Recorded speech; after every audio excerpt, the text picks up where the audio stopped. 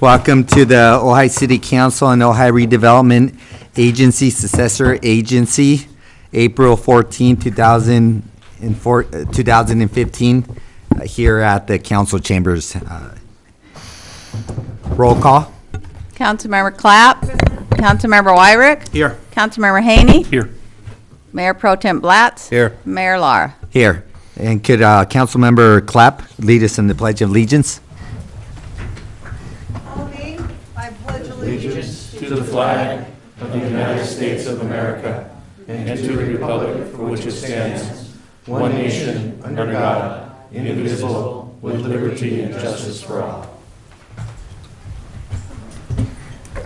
We're going to start off with a few proclamations this evening. We're going to start off with the International Peace City, and I'm going to read the proclamation before, and if one of you would like to stand up and say a couple of words, or two of you, after the proclamation, that would be great.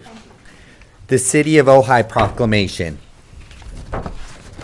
Whereas a group of local citizens has gathered with the intentions of Ojai becoming an international city of peace, and whereas the International Cities of Peace initiative was incorporated in 2009 with the vision to foster peace as a consensus value in cities of peace around the world. And whereas the initiative envisions a world where cities are dedicated to expanding their local peace economy and encouraging a global culture of peace. And whereas safety, prosperity, and quality of life are universal values that bring peace to our lives. And whereas currently there are 100 official cities of peace around the world with an intention of 1,000 by 2020. Now, therefore, it is proclaimed that I, Severo Lara, Mayor of the City of Ojai, and on behalf of the Ojai City Council, do hereby proclaim the City of Ojai an international city of peace on this 14th day of April 2015. And if you want to come up and receive confirmation, May the peace be with you. however you like. You can speak first then. Sorry. This is Brian Berman. I'm Julie Heyman, and we'll introduce a few other people in a moment. Thank you so much for this honor. As you heard, cities around the world are adopting this model, and there's a whole partnership for peace that is being initiated through the United Nations this year, 2015, towards the International Day of Peace in September, which we will, of course, be doing here in town. So we see this as not an end-all, but a beginning, and we'll be exploring ways that we can encourage individuals and groups in finding creative ways to foster peace initiatives, programs, and events, building a culture of peace for our whole community. And one area that we're really interested in exploring is how we could achieve this status and add it on as an enhancement for tourism, because this idea is being implemented by other cities of peace around the world. So on behalf of our team, Brian Berman, Lisa Berman, Diane McCourtney, Anahata Pomeroy, and some who are not here. Is Kathy Nolan here? No. Kathy Nolan, David Baker, Marilyn Salas, Rakesh Menon. Thank you, Mayor Lara. Thank you, Council. And we look forward to sharing this with the community. Thank you. Thank you. Now you could come up.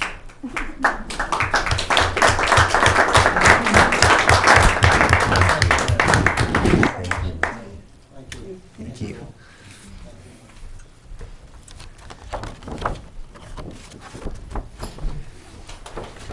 Got one more. City of Ojai, California, Donate Life Month.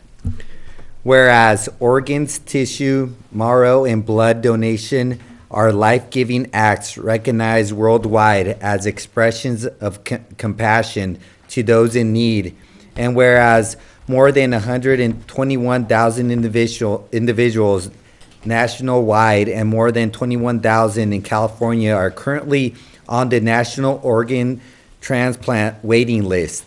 And every 90 minutes, one person dies while waiting due to the shortage of donate organs. And whereas the need for donated organs is especially urgent in Hispanic and African American communities. And whereas more than 600,000 units of blood per year are needed to meet the need in California. And whereas at any given time, 6,000 patients are in need of volunteer marrow donors. And whereas a single individual's donation of the heart, lungs, liver, kidneys, pancreas, and small intestines can save up to 8 lives.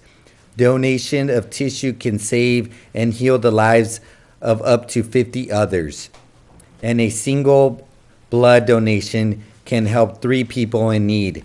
And whereas millions of lives each year are saved and healed by donations of organs, tissue, marrow, and blood, and whereas in the spirit of giving and decisions to donate are not restricted by age or medical condition, and whereas over 10 million Californians have signed up with the state authorized Donate Life California registry to ensure their wishes to be organ and tissue donors are honored, and whereas California residents can sign up with the Donate Life California registry when applying for the renewing their driver's license or ID cards at the California Department of Motor Vehicles. Now, therefore, I, Severo Lara, on behalf of the Ojai City Council, hereby proclaim this month of April 2015 California Donate Life Month. And if anybody, Matt, if you don't mind standing up, do you want to say a couple of words? Sure, maybe I'll As come up every- and shake. Okay. Thank you. Thank you, Matt.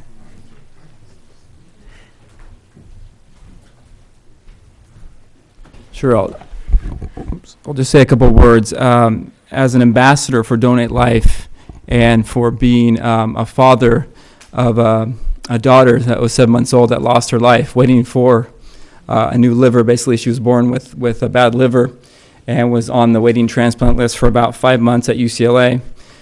She never did receive one. Receiving a baby liver is very hard to receive one for her condition and what she was in. And my wife and I did the workup and everything like that to be a donor. And so this rings home for us, as well as being the new administrator here at the Ojai Gardens here in the community of Ojai. And so I'm very honored to be here, very proud. And I thank you guys graciously and for your support for Donate Life Month and being part of that. I want to thank the mayor, the city council, the community, and the town of Ojai for participating in that and for being sponsoring that as Donate Life Month.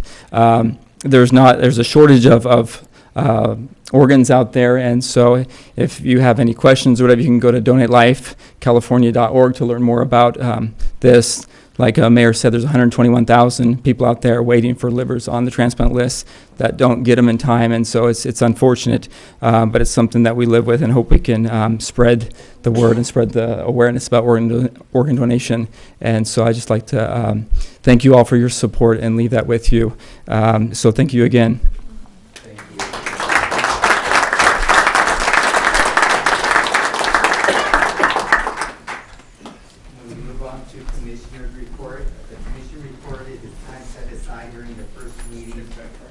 During the first meeting of each month for the chair or the representative of any of the 4 commissions and Buildings Appeals Board to make a brief verbal report on activities to the city council and community.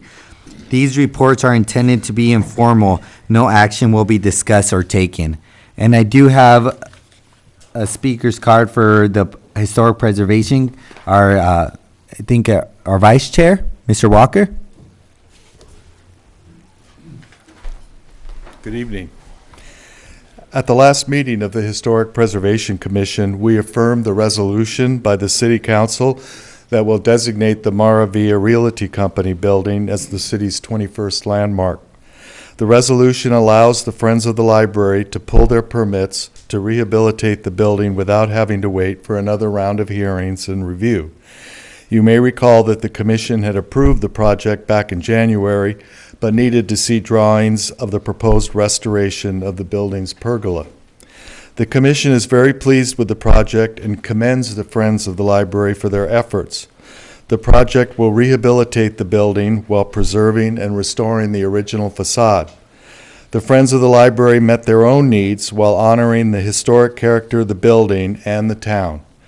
The Maravilla Realty building is significant because it was designed by the firm of Mead and Requa, who designed the arcade, post office, pergola, El Roblar Hotel, and many other buildings during Mr. Libby's transformation of Ojai.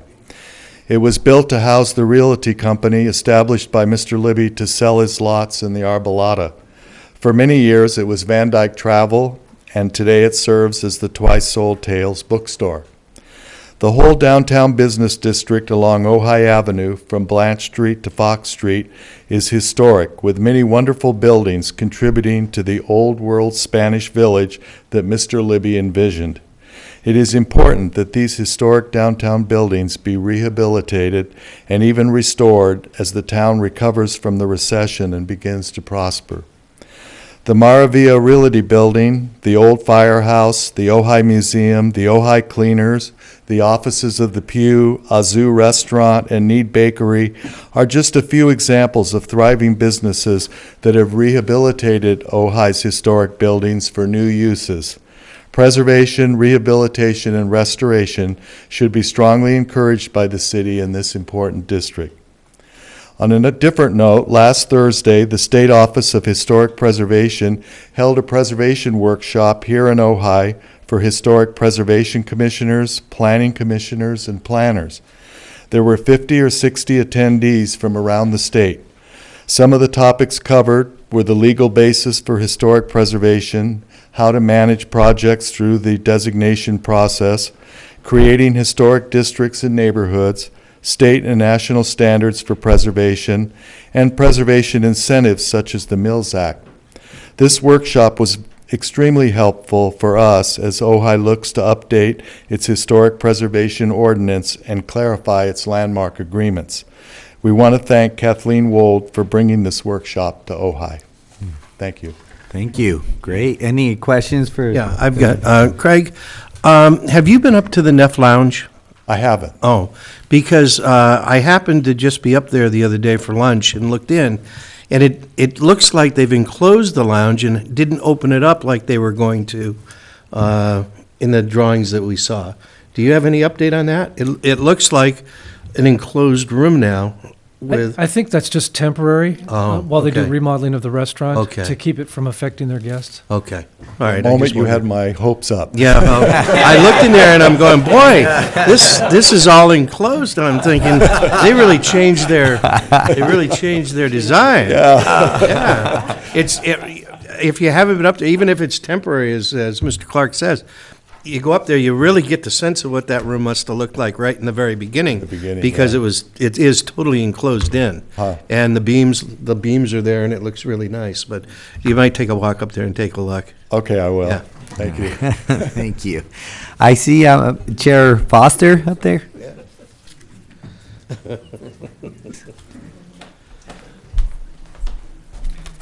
Good evening, council, staff. Just real quickly, I just wanted to touch base with you folks, and first of all, give you a hearty thanks for, on behalf of the 5 fellow planning commissioners that attended the League of Cities conference. We find that it's very educational, and there's always something new to learn. And I've been doing this for quite a while now. And I think if you were to speak to any of our fellow commissioners, they would say the same thing. So just on behalf of the Planning Commission, we want to thank the City of Ojai and the City Council for promoting that event. Real briefly, as far as what we've been doing in our last meeting, there was just a couple items. One is before you this evening. It's a text amendment, which I'm sure you're all well aware of what that is this evening. So we did go through that, and there's no need for me to run through that. The other item was a fairly simple concept review of a 2-story home on South Montgomery. And I think we imparted good information to the applicant on that. Coming up on the agenda for tomorrow night, actually, is a design review permit and CUP at 401 East Ojai Avenue, which, off Montgomery here, which is known as the Ojai Burger. That's finally coming before us as a design review item. It's been, as you know, it's been sitting there looking quite derelict for some time. We'll hope to sort through that and see where that takes us in a positive way. Also on tomorrow night's agenda is at address would be 821 West Ojai Avenue, is the boutique winery, Topa Mountain Winery. This is a design review project in CUP, as I stated. It's the second phase of a purportedly three-phase project. We've been through phase one with it already. So that's coming before us. Will be recusing myself from that since I'm the architect of that project, but we're excited to see that come through to the Planning Commission. I think it's important to also just to touch base and to let the public know that how excited we are about the Complete Street workshops that are going on currently.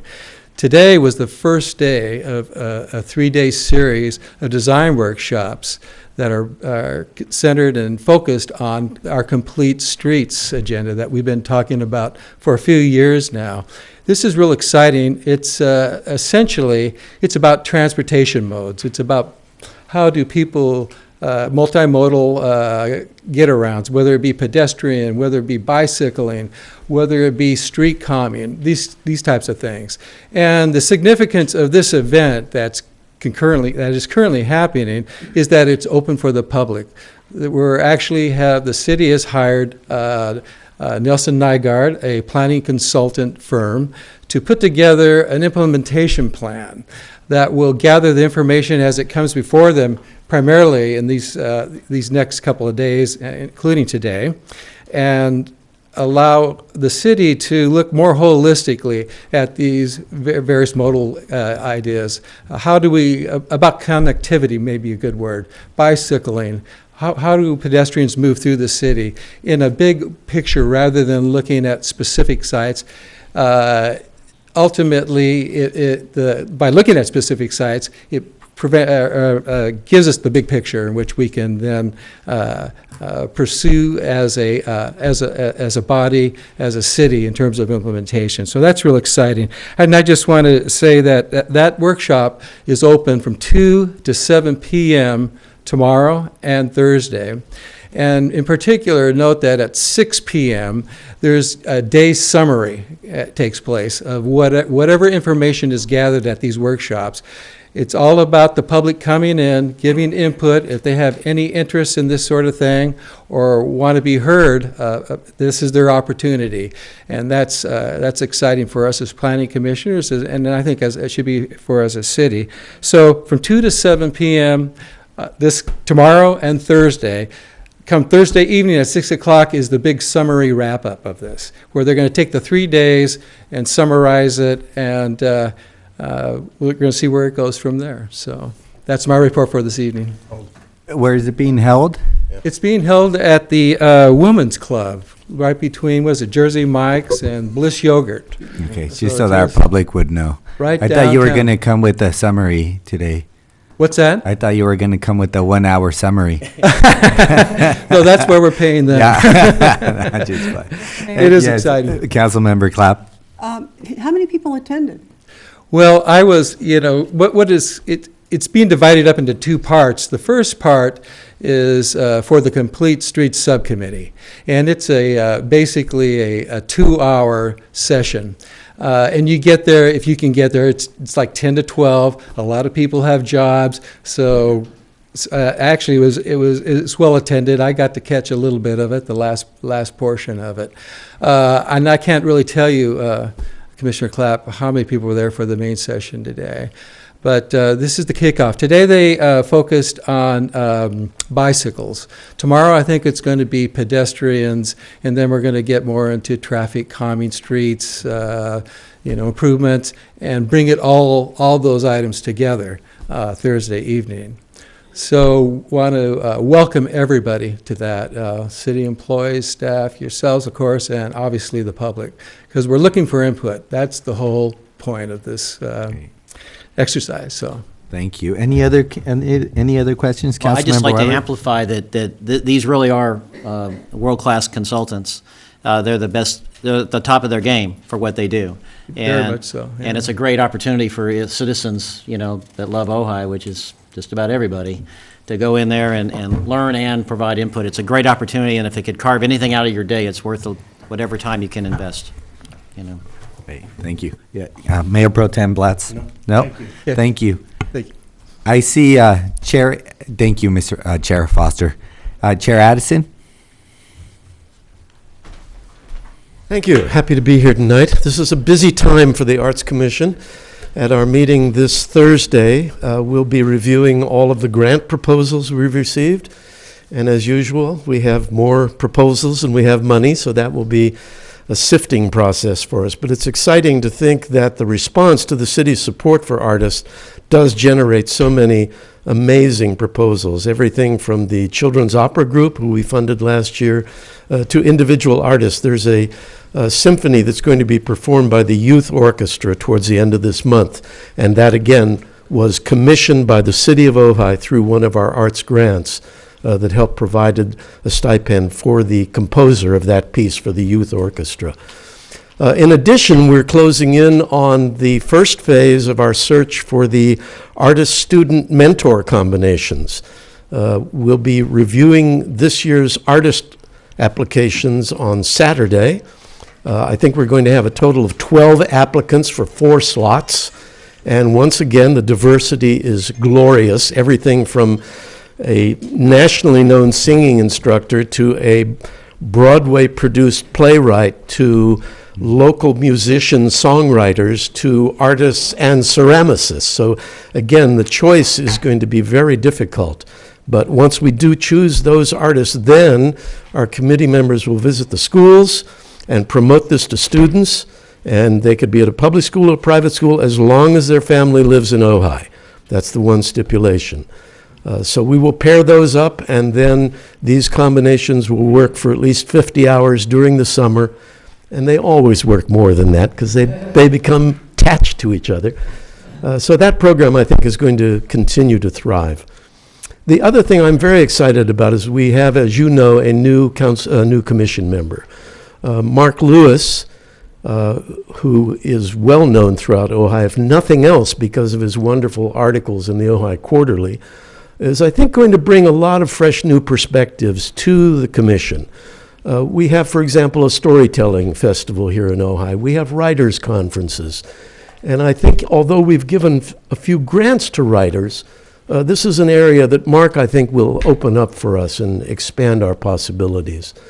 It's also very interesting to me, coincidentally, that he's a member of the board of directors of the Ojai Museum.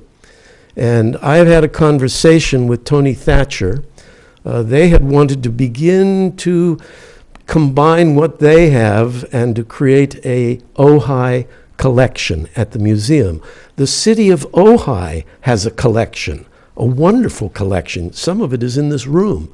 So we've begun to talk about how we can reinforce each other by joining with the museum, and perhaps this will lead to our sharing the far better storage space that they have at the museum that is appropriately climate-controlled, humidity-controlled for the artwork, but also at least once every couple of years, one every 2 years, 18 months, whatever, an exhibit at the museum of the city of Ojai's collection.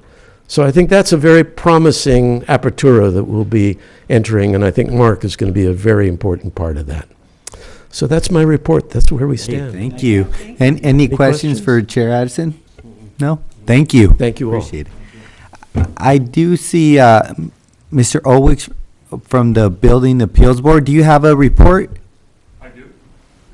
And I did have a speaker's card, but it's for public comment, right? Actually, this will work for that. Okay, great. Good evening, council persons and staff and city attorney and chief. I'm representing the Building Appeals Board. Chair Daddy was unable to make it, and Vice Chair Farmer recused himself from the activities last night, so I guess it fell to me.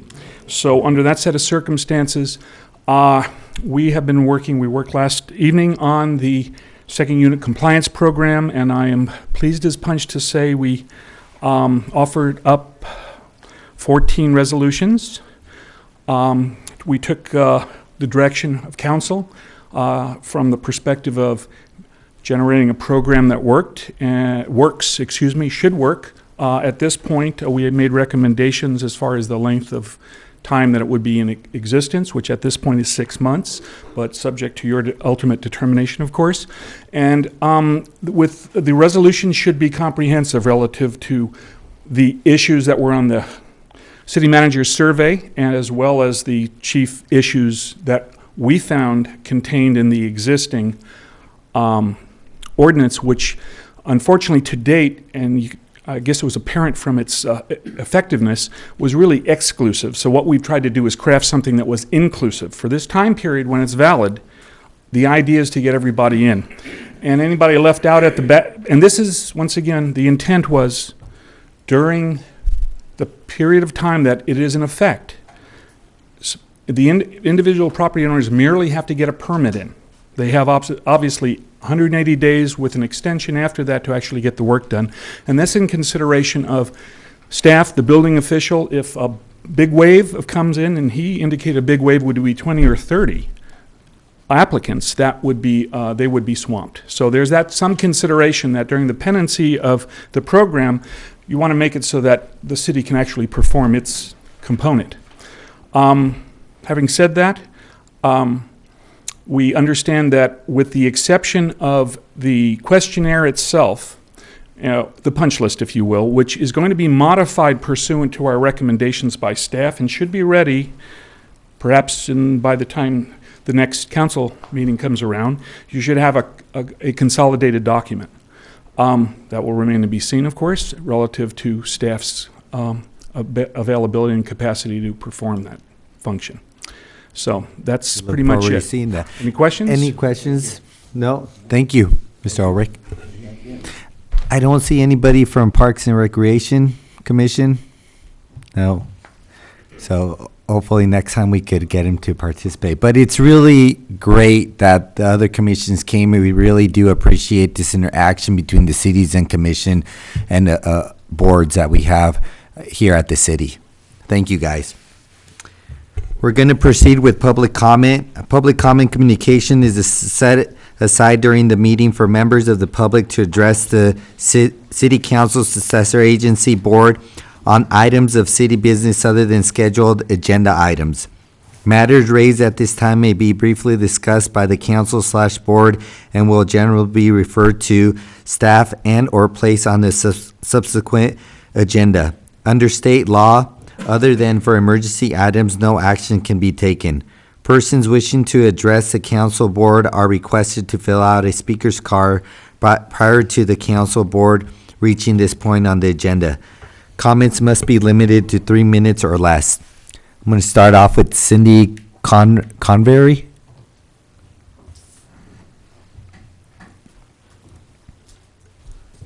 Hi. I'm glad I got to come tonight because I liked hearing about the Donate Life thing, and whatever little bumps in the road happen in Ojai, this is a great town. I've been a resident here for 25 years. I've restored 2 historic homes. The first one is a 1906 Myron Hunt on Foothill Road, just down the street from the Libby House. And I got landmark status. I got it under Mills Act protection. I worked closely with the Historic Preservation Committee. I'm also a member of the National Trust for Historic Preservation, and I worked with Stephanie Mills, who's the president of the trust in Washington, D.C., on some national preservation issues. I'm currently working on a house on Foothill Road that you might all know as the Chase House. It's at 520 Foothill. It's a 1928 Austin Pierpont Tudor, and it's been vacant for 5 years, so it was needed a lot of work. I had really good input from the Preservation Committee, and it's been a great, fun project to work on. I have encountered recently some building challenges, and issues that I was offered a chance to get more information on this afternoon. So I want to come back to the next city council meeting if necessary and talk about that.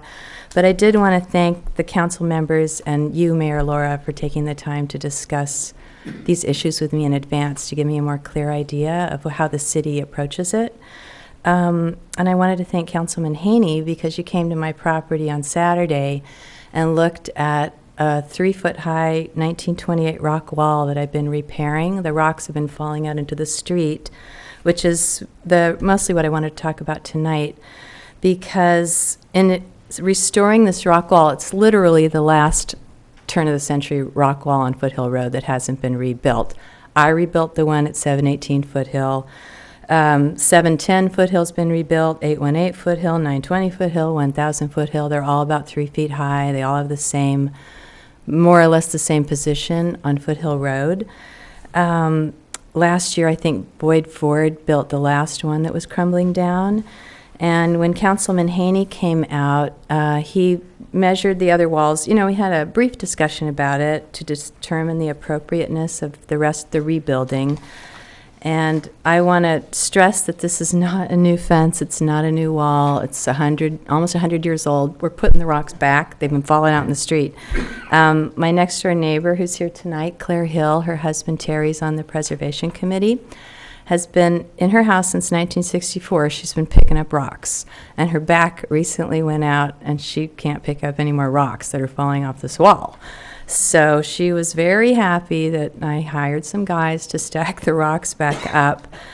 Yesterday, I had a visit from the city code enforcer to stop repair on the 3-foot-high rock wall until I could add it to my current encroachment permit that I obtained from Public Works. So I called Greg Grant at Public Works to see if he could add it, and I explained, he knew this, but I told him to be sure it's a 90-year-old wall. I'm repairing it. I'm not building a new wall. It's not higher than 3 feet. And he asked me to come to the city council to get special permission to add it to my existing permit. He said fences are an issue now, and my impression was that he wants to err on the side of caution, which I completely understand. And so I would like to ask permission to restore the last 35 feet. It's 2/3 of the way finished, so some of it looks good, some of it looks bad. And I would, be glad to say that all of my neighbors up and down Foothill Road are in support of this. They've been very supportive of the restoration of the house because it was a huge blight on the neighborhood. I think it's really improved. I hate to brag, but it looks really good. So I would really like to ask you to please allow me to add this to my encroachment permit and finish piling these rocks up on this little wall. And Councilman Haney, if you feel comfortable maybe telling them what you saw at my house, and if, I don't know if I didn't give any advance notice, so I don't want to put you on the spot, but maybe you could just tell them. Yeah. Well, I really appreciate you coming to the council, and I too, I appreciate having a dialogue with you about your issue.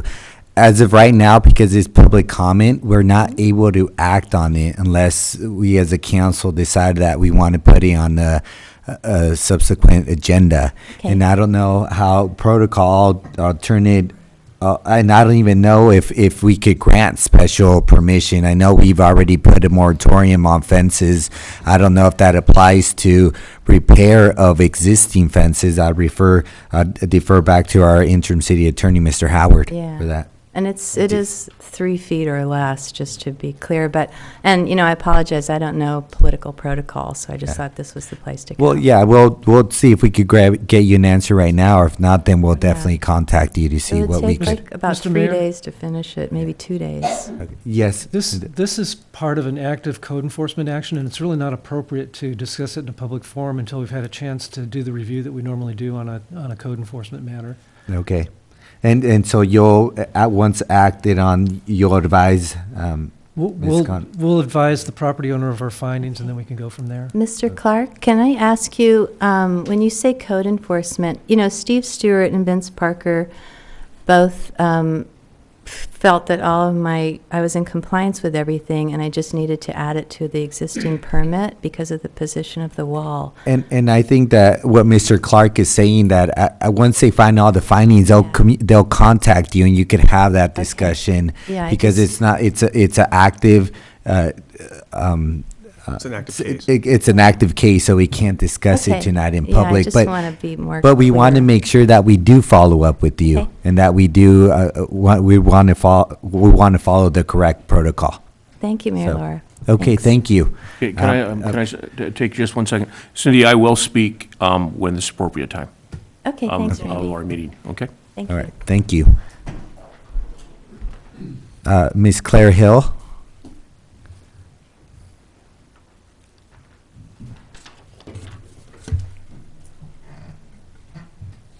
I'm limping because of picking up all those rocks from her wall. I'm Claire Hill. I live at 522 Foothill Road. My driveway enters at 522, but the little road winds up to behind 718. So I was Cindy's backyard neighbor up until last summer, and now I'm her kind of side neighbor as I drive out the driveway. So I know her well, and I know all the wonderful restoration things that she did in the house at 718, and she continues to do at 520. So I'm here just to reaffirm the fact that that wall has been falling down. I've been in my house since 1963.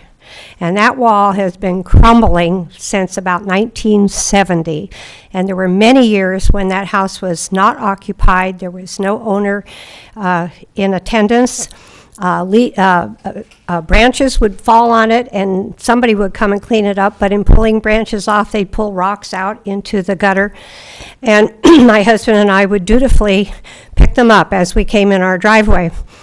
The gutter is a large gutter that goes down the east side of Ojai, and her property is one of the first properties beyond the gutter that goes down the hill. And so that rock wall is important, although God knows we ever have rain again. But we have had flooding in that gutter, and when the Chases lived there, water would kind of meander up and over, and then several times during the years that there was nobody in the house, water went right over the top of our entry driveway and boom, right down into that property. So the wall not only is defining property, but it's also a protective piece for her property. So I would like to see you grant her permission to finish it because she started it. It's looking beautiful, and she's doing a thumbs-up job. Thank you. I got 2 speakers cards for Mr. McPherson, but he's gonna represent Ojai Flow. Sorry, I got 2 cards on Mr. McPherson. I forgot to turn up the mic. Technical stuff. So he's on one of the speakers' cards. He's gonna represent Ojai Flow. Another one he's gonna represent himself. I'm representing Ojai Flow, and I just wanted to let the council, which I think some of you already, or probably all of you already know, and the public know that we won the appeal today.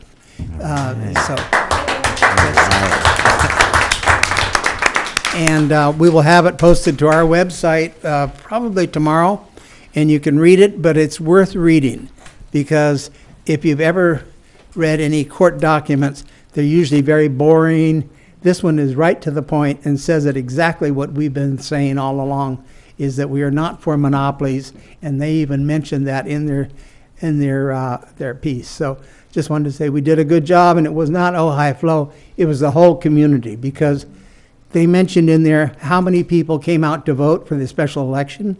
They mentioned in there that 87% of the people voted yes, and that was, I think, helped take it over, well over center. So, good job.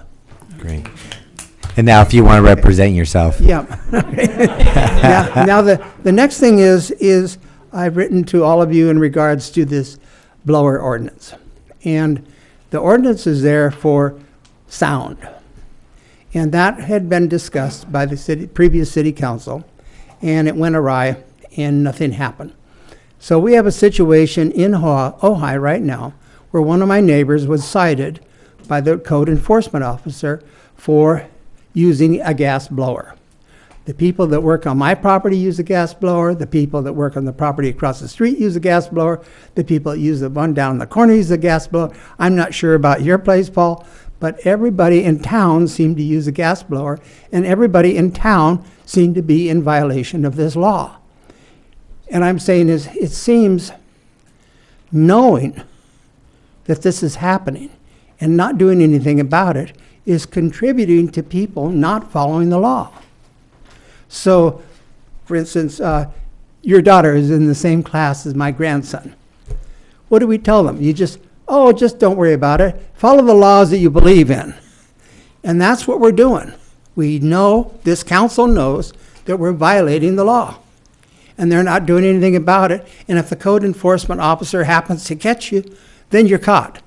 So that's not a good situation. And I'm saying is, forgetting about debating it again like we did before, why don't you just put the thing on hold until you have time to go over it and do it properly? But having a law that is not enforceable, or not that you don't enforce, is not a good thing. It's not healthy. It's what corruption is all about. And as I was kidding Councilman Haney, I said, well, what does it take if I don't want to do this? Do I have to pay somebody? How does this work, to get somebody not to enforce a law? And that was a joke, of course. But I'm just saying is, this is what's going on here.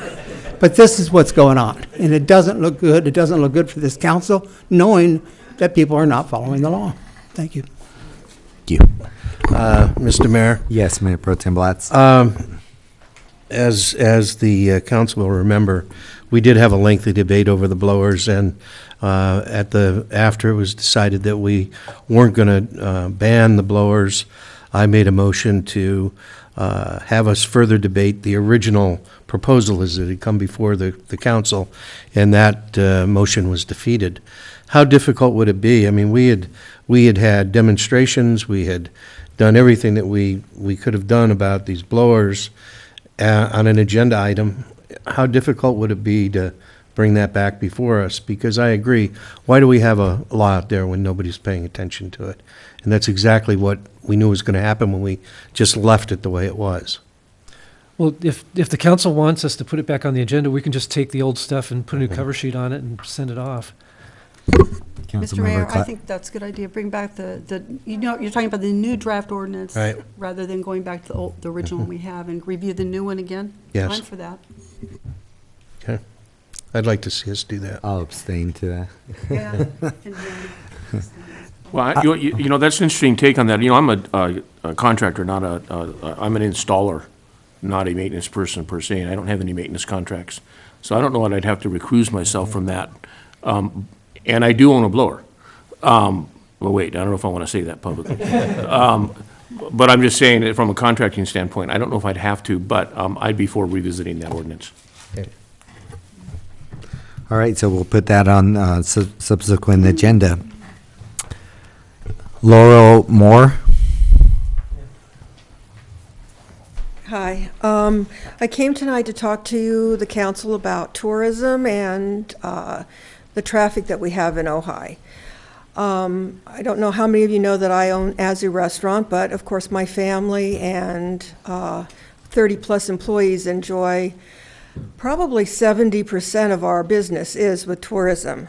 But I can also understand the frustration of a resident in this town of getting through town and the traffic. And I was actually fascinated to hear about this thing at the Women's Club, because what I think it was about 2 weeks ago, Betsy and I had a great conversation about traffic, and I told her that I wanted to start a petition to get Caltrans to look at the two lights that we have and talk about installing pedestrian lights at our two main crosswalks that will help make pedestrians cross in a pact instead of dribbling all over, which is constantly stopping the traffic.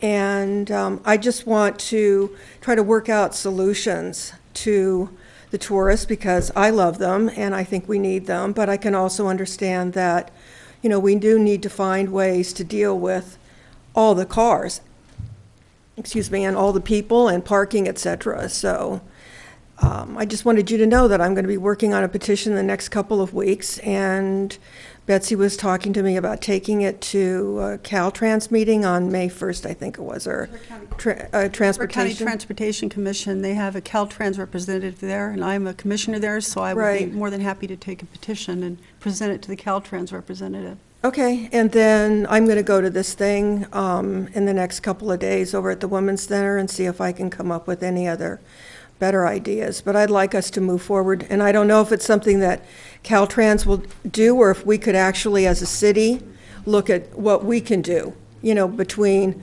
everyone knows how crazy Fox Light is, and just things that we could fix in terms of parking and traffic flow and pedestrian flow. Thank you.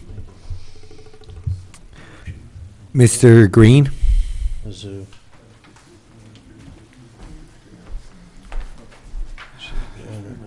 Good evening, Mr. Mayor, council members. My name is Stan Green, and I live in Ojai. I was glad that Pat got to come up first, because I didn't want to step on any of his arguments, so that's good. Yeah, I support the idea of, stopping the hypocrisy of having a rule that nobody can enforce, nobody knows the rules for it, and that's not good government. So the other issue that I wanted to bring up is that we tend to glom onto these little catchphrases. One of those is something like affordable housing. And why do we like it? Because who wants to argue about affordable housing? That's almost like motherhood, apple pie. However, the real reason that it has that name is to create the atmosphere that if you're against it, you're bad. So I think probably we ought to call it subsidized or low-income housing, just so that it really has a label that we can deal with. What's happened is that these RENA numbers, these are the numbers that the state has passed down to all the communities saying, we need housing, including affordable or subsidized housing, and you don't have enough of it according to what we believe. So this is what you have to do. And over the last years, they've mandated, I think it's like 432 additional dwelling units for Ojai. Identify where you're going to put them, and then make plans. And now we're beginning to see that bubble up to where it's becoming an imperative that we do something, because it's in our housing element. So I said, okay, I believe what we really should do is say, you, the state, have given us a couple of mandates. One of them is to build more housing. The other one is to save water. Now, if the state is saying you have to create more water users in a drought, that doesn't make sense, because we would then have a conflict between the mandate of save water and the mandate of create housing. So I think what we need to do is say we ought to either resist or refuse to create more water users. Doing that and following government laws that are in conflict is really bad government on their part, and it weakens respect for government. So I'm going to leave it with you. Thank you. Mr. Mayor. Yes, Councilmember Clapp. Yes, I go on the Casitas Municipal Water District site almost daily now, and today I looked at the level of the lake, and it's 50.1%. And yes, the state has mandated a 25% reduction in water use.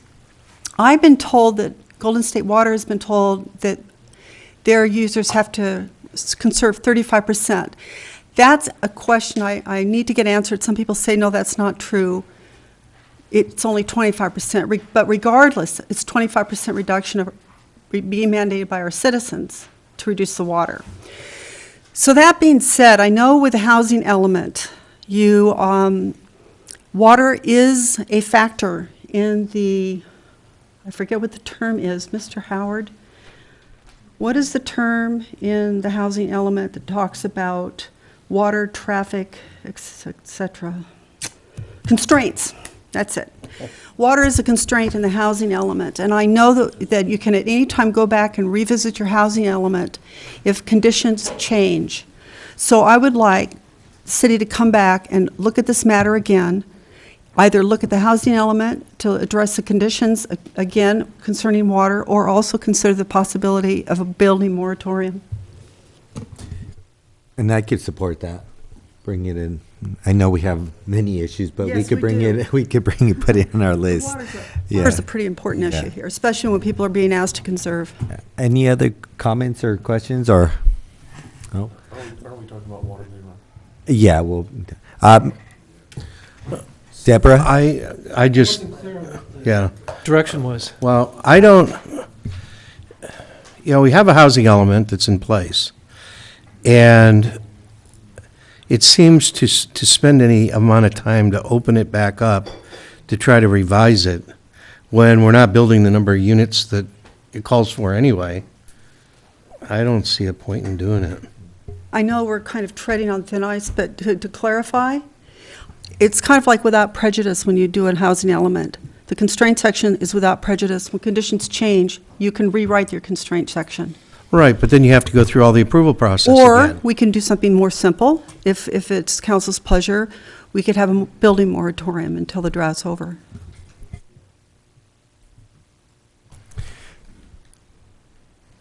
We could do either, though. That's a good point. I'd rather just put it on the list right now and have a discussion, and then we'll go from there. But I do see the point, as we are building a lot of buildings, so, but. So you're talking about the list of council priorities? Yes. That's what I'm talking about. I'm talking about bringing it back on as an agenda item because we're almost at 50%. We're being mandated to reduce our water 25 to 35%. I'm not sure which. And the question is, do we as a council feel that we need to either establish a moratorium on building, any new building, or do we want to also revisit the constraint section in the housing element? I think the discussion could be, maybe we don't want to do the housing element, maybe just doing a building moratorium would suffice. But that would be a discussion, part of the discussion that we would have. And because we're heading into the summer, I don't think it's something that we should not delay into the fall.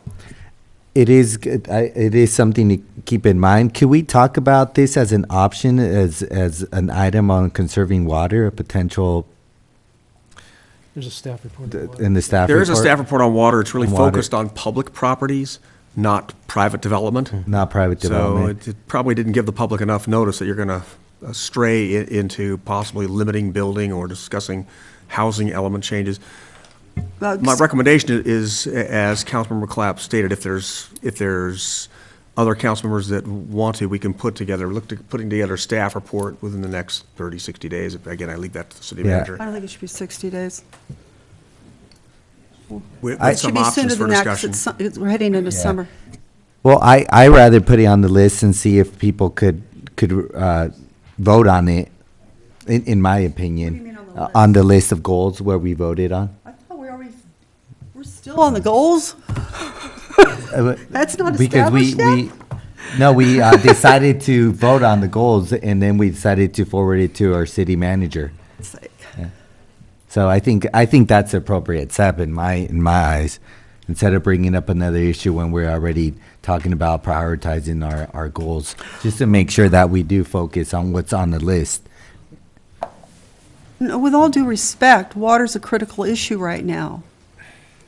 And I think that that is a matter, I'm struggling with this concept of the list being an impediment from addressing a matter that's reached critical mass.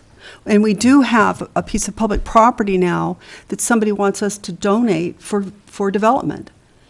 And so I think that it is something that needs to come forward, not as a vote on whether it should be a part of our goals, but as a matter that needs to be discussed because we are in a critical mass situation with water. Mr. Howard? Mr. Mayor, members of council, bear in mind, this came up during public comment. We really can't take action today. I think if you want to, without any debate, any further discussion on the merits, any trying to convince one another, the council can certainly indicate, let's put it on the agenda, or let's hold off, one or the other. But it's beginning to prolong and move into more of a debate than it is really, should we or should we not put it on the agenda? Okay, so I guess I'd ask Manner. consensus from the council, prolong it or put it on the agenda. I say put it on the agenda. If we want to put it on an agenda for discussion, that's fine with me. Just to discuss. Yeah. Okay, Councilmember Wyrick? Yeah, and put on the agenda and have the facts come back for discussion. For example, what the 2013 base is, that the 25% comes off, what the allocations are for the different agencies. Have the facts, then we can deliberate. That's right. Not now. That's right. Okay, great. Deborah Pendry? I don't see her. Oh, there she is. Thank you, Mayor Laura, council members. That's a hard act to follow, but to your question, Councilmember Clapp, there were, I'd say about 15 people at least at the recap at the Complete Street program that happened today, and it was on bicycles. They had a lot of graphics. It was very interesting, a lot of already good ideas, so I really do encourage and hope more folks from the community will come out for tomorrow's segment on pedestrians and then on Thursday. So I'm Deborah Pendry, representing the Ojai Valley Green Coalition, and we just wanted to let the community know that it's Earth Month, I guess these days, but we will, as usual, be having Earth Day in Ojai this Saturday, April 18th, 11 a.m. to 4 p.m. It's the celebration of sustainable living, global awareness, and the joy of nature, and 4 organizations put this on every year: the Food for Thought for Ojai, Oak Grove School, Ojai Valley Land Conservancy, and the Ojai Valley Green Coalition. There's entertainment, food, environmental vendors, and exhibits, lots of games and activities for the kids. And it does take place at the Oak Grove School campus at 220 West Lameda Avenue. Mayor Laura and Supervisor Bennett will both be there graciously helping kick off the day. We do request folks bring their refillable water bottles and that they leave their dogs at home for this event. And in honor of Earth Day, the Ojai Trolley is free all day this Saturday. And there will also be a shoreline cleanup at Lake Casitas Recreation Area. It goes from 8 to 10 a.m. Everybody's meeting at Picnic Area 1. I think you get in free, I assume, but you can also go to OjaiEarthDay.org and get information on all of this. Also, on April 22nd, Earth Day proper, the Green Coalition will be launching its 3rd Solarize Ojai Valley program. This group purchasing model helps local homeowners install solar electricity through a streamlined and hassle-free process at a discounted price.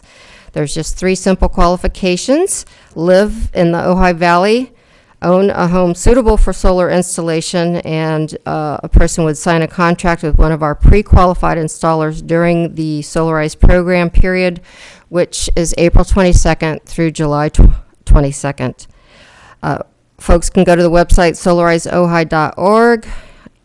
We'll also be having several workshops during this 3 months. The first one will be Thursday, April 30th at the Chaparral Auditorium, 414 East Ojai Avenue. That's 6 to 7:30 p.m. And again, this will be to learn about the Solarize program. And in the words of my niece, and in honor of our peace colleagues, peace out. Do you have any more public comment? I'm going to move into another public comment. There was a request to do a presentation on culture and archaeological resource, which I'm going to grant, and we're going to hear from first Julie Tumamaya Stinsley. and then preceded by Craig Beam.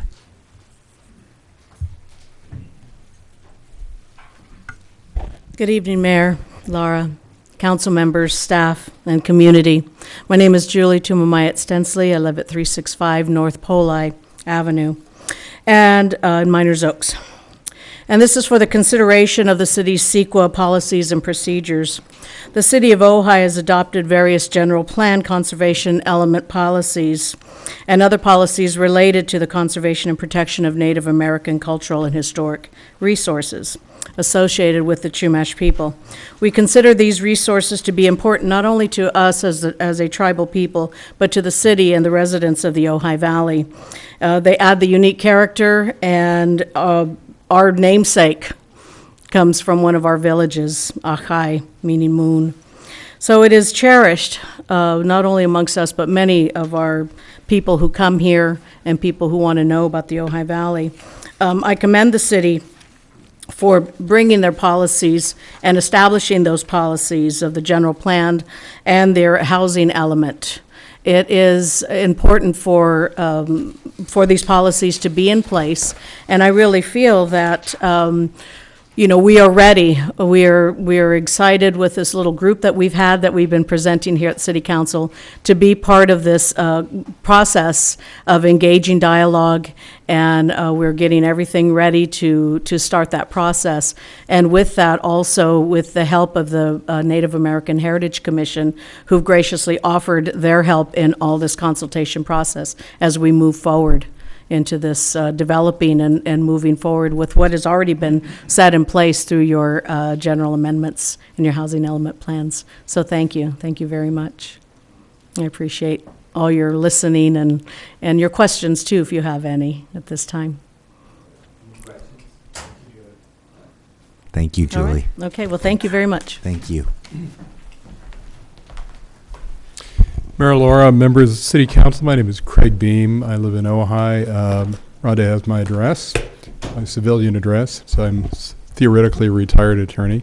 I'm going to commend the city as well with respect to its policies, but chide the city in the fact that it really hasn't moved forward with either the speed that it should or the focus on the objective, which is not to needlessly destroy cultural resources. What Julie didn't mention, but it's in the letter that we've co-authored, some of the Chumash cultural resources in Ojai, or in the area, are over 13,000 years old, making them probably the oldest cultural resources of their type for a Native American tribe in the United States.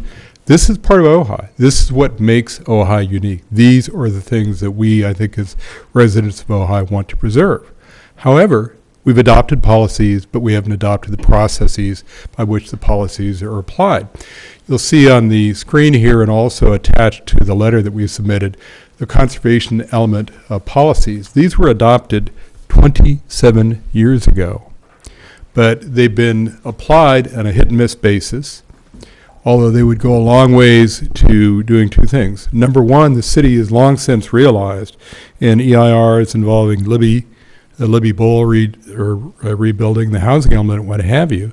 In the last 7 years, it's recognized the potential profusion of cultural resources in the valley, but it really hasn't implemented the process we need to needlessly avoid destroying them.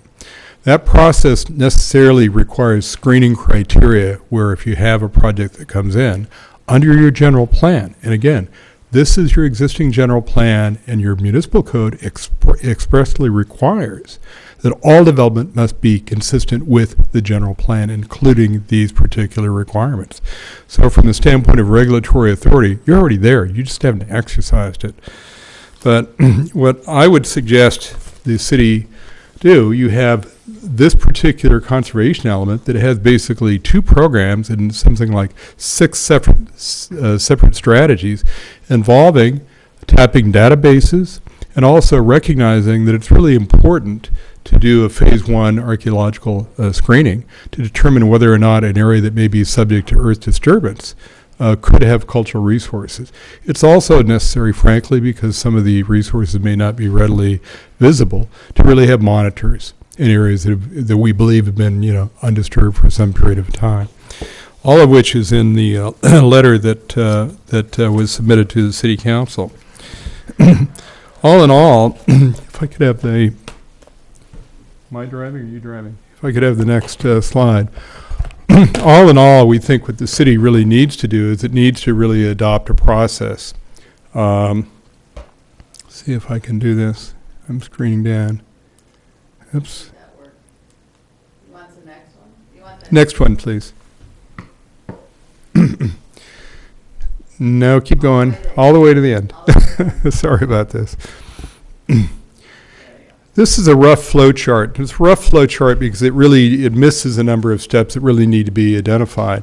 But what one wants to do is, knowing that the area has cultural resources, certainly, but only having identified certain sites, what the city really needs to do is have a process to avoid just blithely going ahead and allowing earth disturbance activities without doing some screening.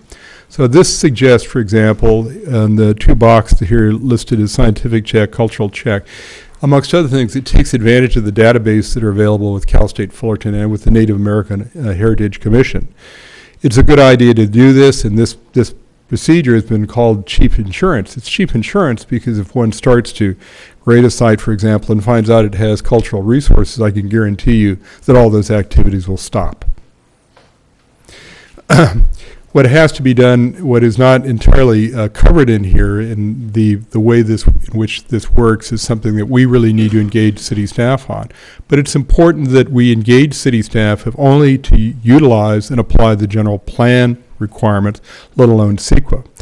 In fact, the Heritage Commission, in its letter to City Council, the 27th, expressly stated, in effect, that certain screening policies to determine presence or absence, to the extent you can, of cultural resources is best practice, regardless of CEQA. CEQA, in addition, has other mandates associated with it. So our request and my chiding the city is saying, it can't take 27 years to do this. We're all people of good faith. We need to sit down collectively with staff, city attorney, and everybody else and walk through an actual policy that is in fact applied and how it's applied in terms of applications and everything else. And also that the public's made aware of these requirements associated with Ojai. Why? Is because we are culturally rich for a number of reasons, including the presence of the Chumash in this area. So our request to the City Council, and I know you can take no action tonight, our request is that the City Council, in an appropriate meeting after we have a chance perhaps to talk, discuss and direct staff to work with us in preparing specific policies to implement this. Now, 2 months from now, in July, other policies will come in as a result of Assembly Bill 52. This is not a substitute for Assembly Bill 52. This is merely something driven by your own general plan, which was adopted 27 years ago.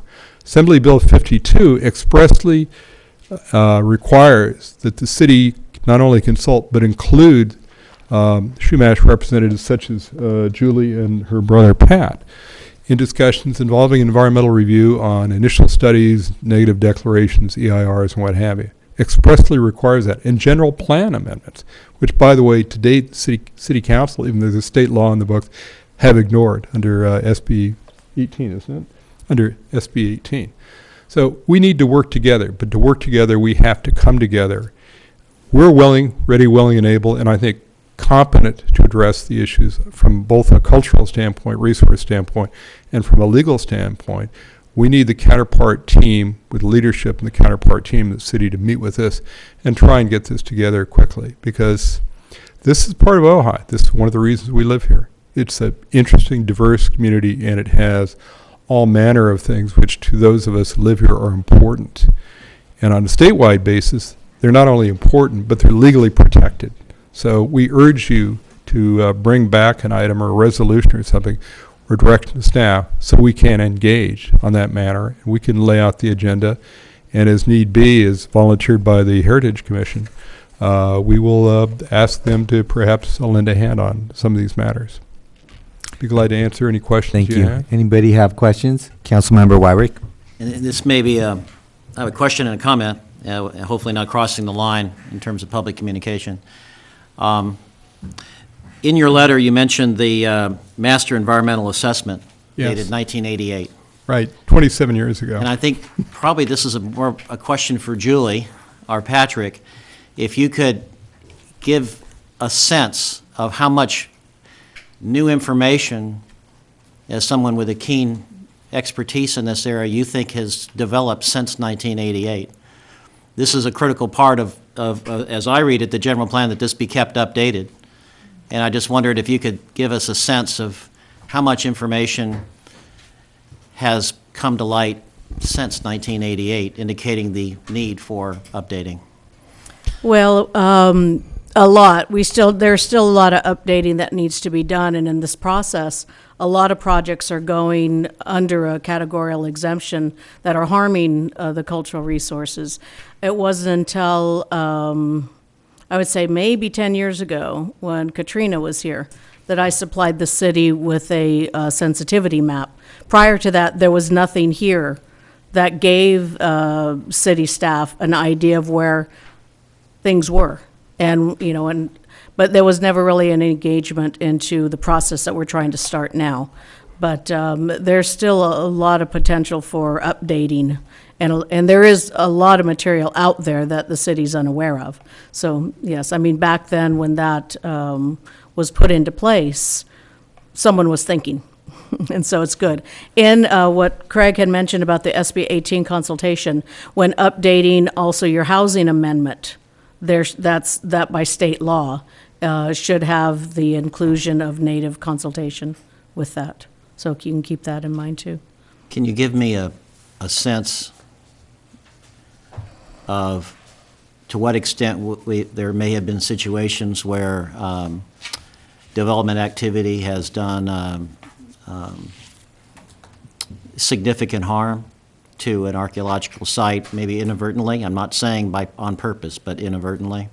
If that has happened fairly frequently? We've already in public meetings, because of confidentiality, I don't want to give away. We can't talk about locations, I know. Right, okay, so yes, there has been. And we have this situation where there was a housing project happening on an existing house with right next door a registered archaeological site. But somehow without consultation, the ministerial exemption happened, which caught the project close, enough so that things were recovered. But, and it gave a lot of hardship to the homeowner, and who would be more than compliant if she had known that there was a process. It really kind of turned everything upside down. But, in speaking with her, she thought, if I had to be the person to have to start this project, so be it, this process, of getting process in order to follow these general plans, then I guess I will bear the brunt of everything that's happened, which was really unfair to the homeowner, to not have to know what was expected living in a sensitive area with a registered site next door and within her own property. So it's changed things for all of us. And just my 15-second comment, I think that's the point, that by revisiting these processes and these procedures and looking at them anew, having the right type of consultations, it's really easier for everyone. It is at the very beginning. And I think that's absolutely. the spirit under which to proceed. Any other questions, Councilmember Haney? Julie or Craig, maybe you can answer that. We're relying on a state agency right now for this information? Actually, relying on a number of things. Julie, you may characterize what you're relying on. You're relying on material provided by the tribe, and I might note that under state law, the tribe is given special significance in that this is their heritage. And they're recognized in state law as being very important players in understanding this material. They have the rights to confidential information. The reason it's confidential is to preclude vandalism and things of that nature. But so you have databases with Cal State Fullerton at the commission as well, and you also have local knowledge with various tribes for the areas with which they're traditionally, culturally affiliated. And of course, Julie and Patrick are specifically noted as a representative of the Chumash tribe in this area by the state. And Julie has the added advantage of sitting on the State Commission, which is the trustee agency for these resources for all of the people of California. Well, I guess that's where I'm going is we're relying, I'm sure all planners in our city as well as planners in all other cities are relying on other agencies to provide this secretive resource of information. And I just see that any local entity just enhancing our ability to preserve and to save these sites. So I'd be all for figuring out how to do that and how to accomplish that. Well, I don't want to get into details right now again because this is a presentation. This is Right. under public comment. But we are going to be talking about the white paper document that our interim city attorney in the next council meeting. And I think it'd be wise if we'd get together with Julie and Pat and Craig before that and just review those policies and present the facts at the next council meeting. So I would like to see that. Yeah. I've committed to assist the tribe in this simply because I think it's frankly a wonderful opportunity to do something that's meaningful and I think would be accepted as such by the majority of people in Ojai. But you have two basic legal frameworks you have to work with. One is the general plan, the other is CEQA. But they intertwine here. But you already have the general plan policies you need, even for things that are categorically exempt. Forget CEQA, you still have the same obligations because all development has to be consistent with the general plan. What the tribe can help you do is they have really specialized knowledge because of their cultural affiliation with this area. And so they can help bring additional information or ask other agencies to bring additional information about what they know. The goal is not to find cultural resources by plowing them up. The goal is to identify areas that may be sensitive where they may be located to avoid that where possible at the front end. Otherwise, it's a loss for everybody. It's a loss for the applicant. It's a loss for the tribe and the likes. So we will ask and are asking the city to engage with us and with the appropriate parties. And we're here to talk and make some very specific suggestions about how to do that. Thank you, Mr. Beam. And with that, I'm going to wrap this up. Yeah, Mr. Just Howard. real quickly, Mr. Mayor, members of council, I've reached out to Mr. Tuamate, and I appreciate him. He and I have had a couple of conversations on the phone trying to set up a meeting. Spoke to Mr. Beam briefly when he first came in, indicating certainly he's welcome at that meeting as well as Julie. If we have some time this evening, either at a break, maybe we can look at each other's calendars and set it up. I want to make it work before we have the discussion on the white paper, so I have their input as well. Great. Thank you. And thank you, Mr. Beam, for the presentation. And Thank you, members of the council. And Pat. Moving on to our consent calendar. I don't know if anybody wants to pull any items or if they are, I'll entertain a motion. Motion to approve. Second. Roll call.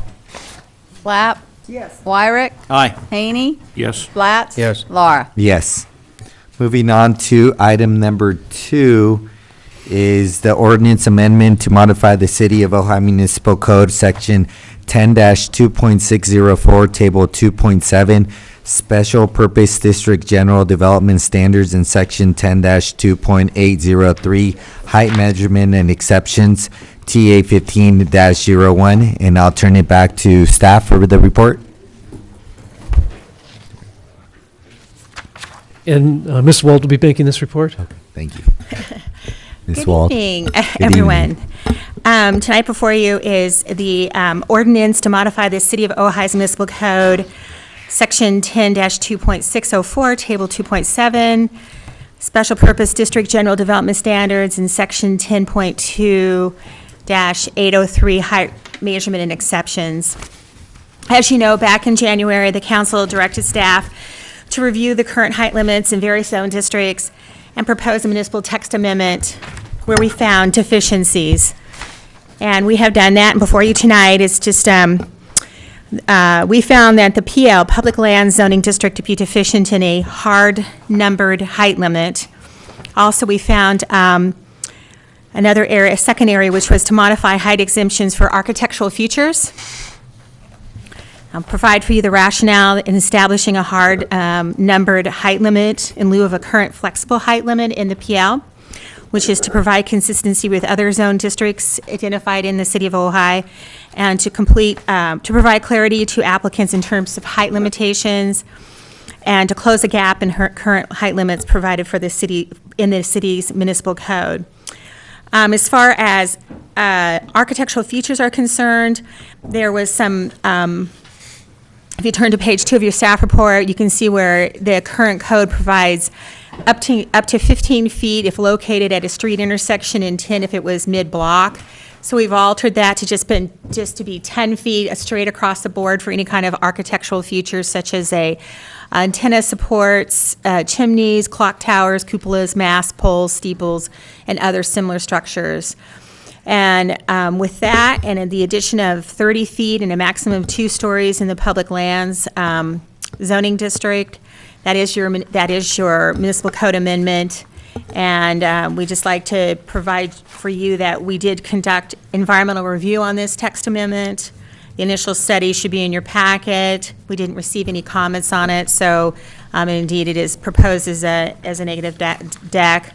The full ordinance is also in your packet, where you see on page 2, you will see that we've just added under height limit 30 feet, 2 stories, and that was already the case for the A and the OS zone district, so the box just became bigger. So it's a very simple text amendment to fill in all dot the i's, cross the t's, and with that, that concludes my presentation. Unless, I guess I would just offer that our recommendation is to conduct a public hearing, introduce the ordinance, making the necessary California Environmental Quality Act findings, and adopting the negative deck, and adopt zoning text amendment based on the findings contained in here, amending the city's municipal code section 10.2-2.604, table 2.7, special purpose district, general development standards, and section 10-2.803, height measurements and exceptions. Great. That concludes my report. Any questions? No? I'm going to open it up to public hearing. Anybody from the public wanting to talk on this item? No? I'm going to close the public hearing. I'm going to open it up to further discussion from the council. Councilmember Wyrick? I'm ready to make a motion. Any? No? No? Just one quick comment. Kathleen, nice job. Okay, I'll entertain a motion. Yeah, thank you. No further discussion. I'd like to introduce an ordinance, make a motion to introduce an ordinance making the necessary California Environmental Quality Act findings and adopting a negative declaration and adopt zone text amendment TA 15-01 based on the findings contained herein, amending the city's municipal code, section 10-2.604, table 2.7, et cetera. Is that all right, Rhonda? Second. Any further discussion? No? With that, I'll roll call. An ordinance of the City Council of the City of Ojai, California, modifying the City of Ojai's Municipal Code, Section 10-2.604, Table 2.7, Special Purpose District General Development Standards, and Section 10-2.800, Height Measurement and Exceptions, TA 1501. Clapp? Yes. Wyrick? Yes. Haney? Yes. Blatz? Yes. Laura? Yes. I just want to comment and thank you for all the participants from our residents that actually also brought this to light and helped us out with this. Thank you. Our third item, recommendation to hold a meeting with the Board of the Ojai Unified School District. Turn it over to staff. Thank you, Mayor and members of the City Council. Council members Wyrick and Clapp approached me and asked that we schedule a discussion item regarding potential landmarking of the Chaparral School facilities. And following that request, I had a discussion with the superintendent of schools describing how that process works and what kind of discussion we might have. And after discussing it, he and I felt that there are a number of topics that may be of interest in addition to this matter to both the City Council and the Board of Education. And furthermore, as a result of the recent election, we've got 5 of the 10 elected officials being new people, and it would be good just to get acquainted and develop a working relationship. So our joint recommendation, mine and that of the superintendent of schools, is that we invite the school board to have a joint meeting to discuss this and other matters of mutual interest. Any discussion within the council? Councilmember Wyrick? I think it's a great idea. The one caution I would have on this is that 60 minutes may not be enough. There's a lot of people involved. And I would caution us against scheduling something for 6 in front of a 7 o'clock meeting. We might want to push that maybe to 5:30, considering the content-rich environment here. And in fact, we might want to just select a different day rather than a council Exactly. day. Yeah, that's my only comment. Let's Any not, other let's not comments? artificially truncate the discussion. Councilmember Haney? Don't they meet the same night that we meet anyway, don't they? Well, we've tried. Twice a month, they meet once a they've month? they've tried to adjust their meetings so that they can be broadcast on cable TV. Okay. So I think we could extend the invitation, and then Hank and I could work on a good date. Okay. I believe they meet once a month, so. I'd be open to any interaction with them. I would too. I mirror those comments from my colleagues, and on top of that, I would love it if they could meet here and we can meet over there too. I was concerned with the time constraint too, and on top of that, I see that there's a lot of stuff that we're doing, including complete students, and including what we're going to talk about with the Zarazoti master plan, that we could talk with the school board and the school district. So there's a lot of topics already out there that we could collaborate or just talk about, and there's no harm in doing that. And I think 60 minutes, even 80 minutes or 90 minutes is tough to do it with these two agencies. So, but yeah, I'm open. Any other comment? I'm going to open it up to public and see if anybody else would like to talk about this matter. I have no speakers cards on this, so anybody wishing to speak on this subject? No? I'll turn it back, and I think, do we need a motion? Okay, great, thank you. I think the recommendation is to set up the meeting. Yeah, recommendations, set up the meeting to invite the Board of Trustees of the Ojai Unified School District. Item number 4, potential water-saving measures. I'll defer to staff for the report, or... I saw him earlier, he was lurking in the back. Welcome, Mr. Grant. Good evening, Mayor, members of the council. Just finishing dinner, that's all. Yes, I was asked to respond and address the potential water-saving measures that the city can get involved in. And I hope if you took a good look at the report, as outlined, there was last year, when the emergency declaration was established by the governor, the city took quite a few measures to reduce watering at that time. So we did go back and, for instance, the lawns at Signal and Grand up there's that small pocket park. We quit watering that area up there, as you might probably have noticed. It's very brown lawn. That's pretty well dead at this point. At the city hall, we've reduced watering extremely in the front and back lawns. So they're actually still alive. I think we've try to play with the lawns and try to keep the roots alive, but try to let the surface go kind of brown. So we're playing at a point where the lawns can be reestablished more easily without letting them go completely dead. And I understand a couple council members are landscapers here, so I'm trying to be careful how I phrase all this, right? So, okay. So,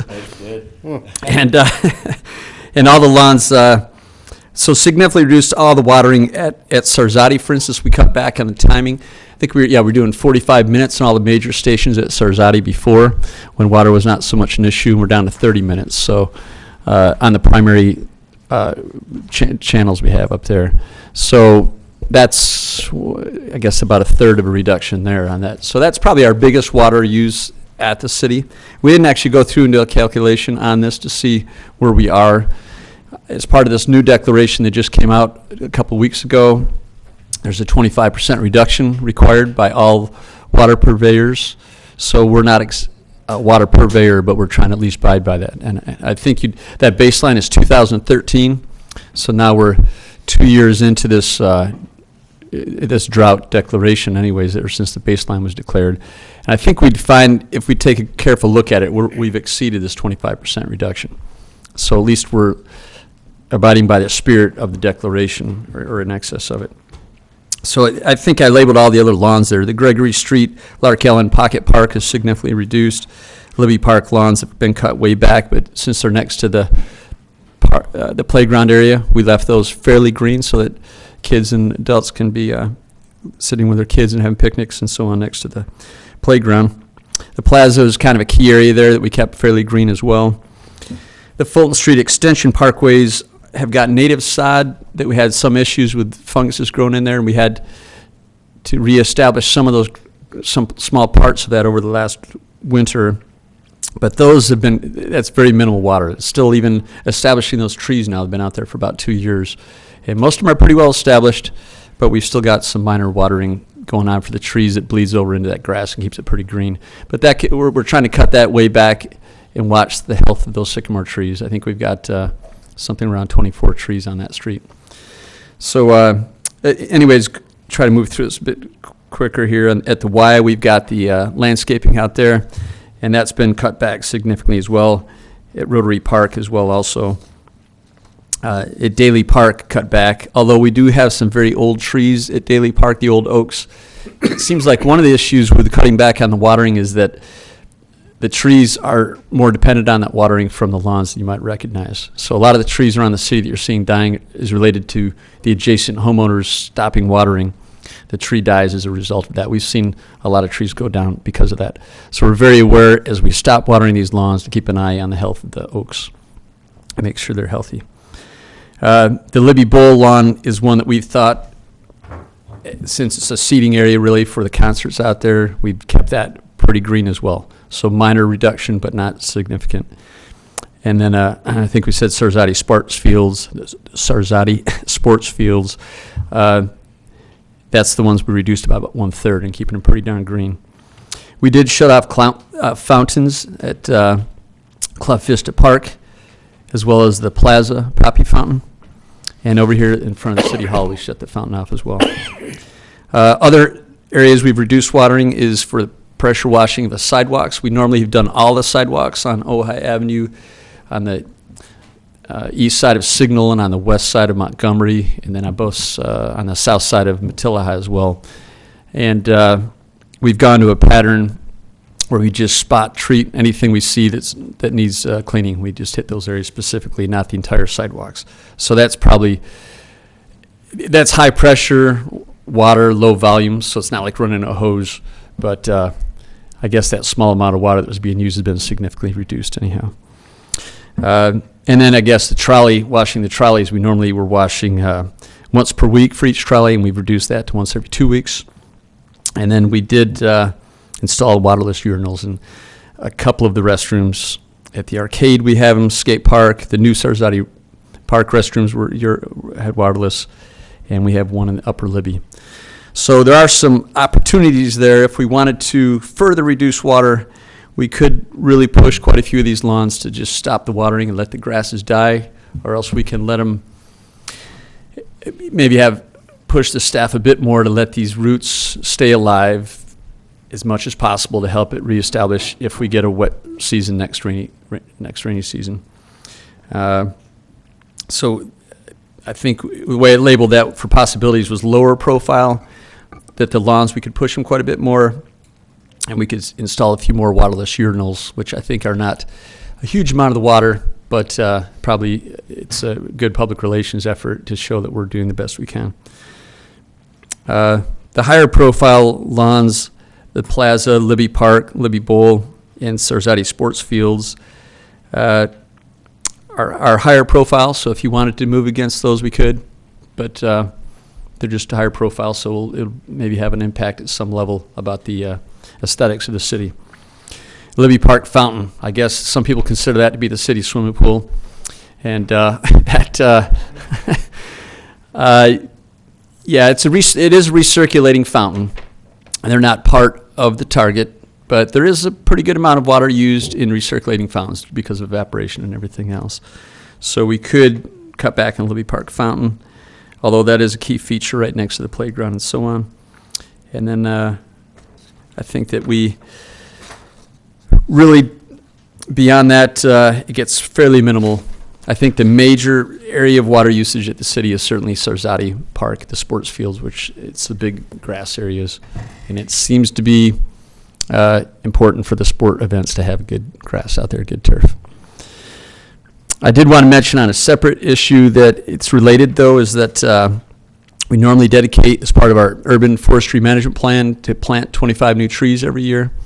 And we established, or the council recommended last year that we stop spending the money on new trees and instead dedicate that money to supporting the trees that are having trouble out there right now. So we've been working with Ojai Trees to water trees throughout the city as we see them stressed.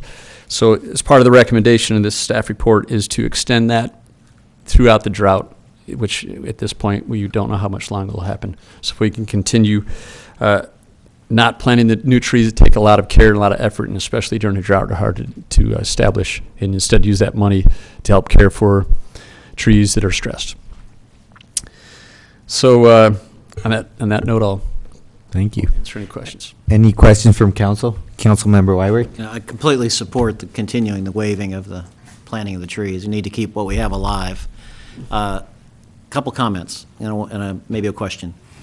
When we do lose a tree, like maybe at the Pocket Park, I think we lost a tree up there. I think it looked like it died.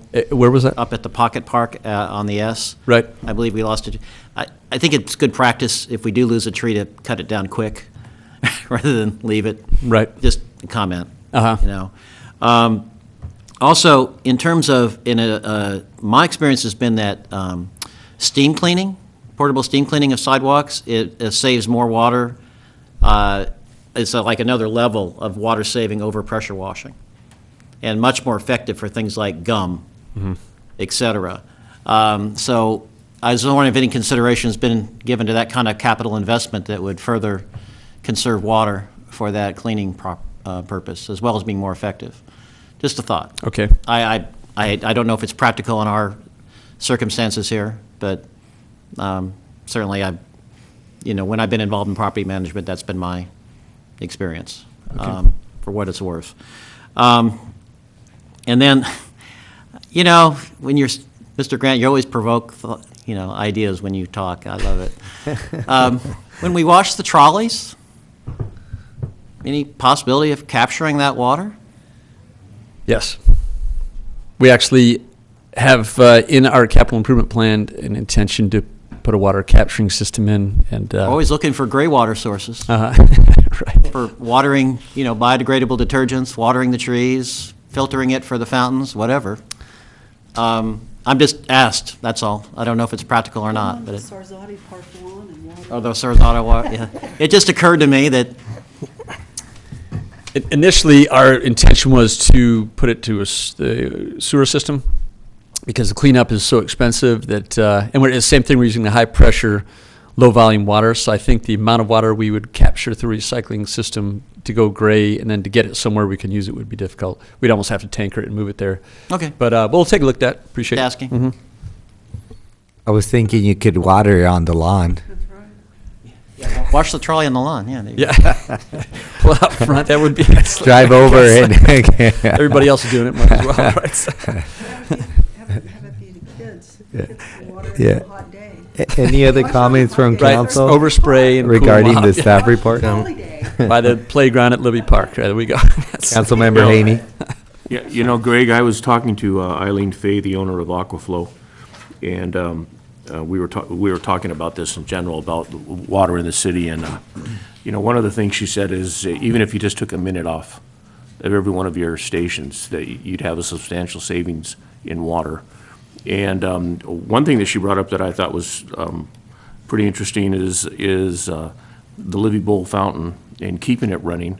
One, we're a destination city, and I think that we need to keep it running.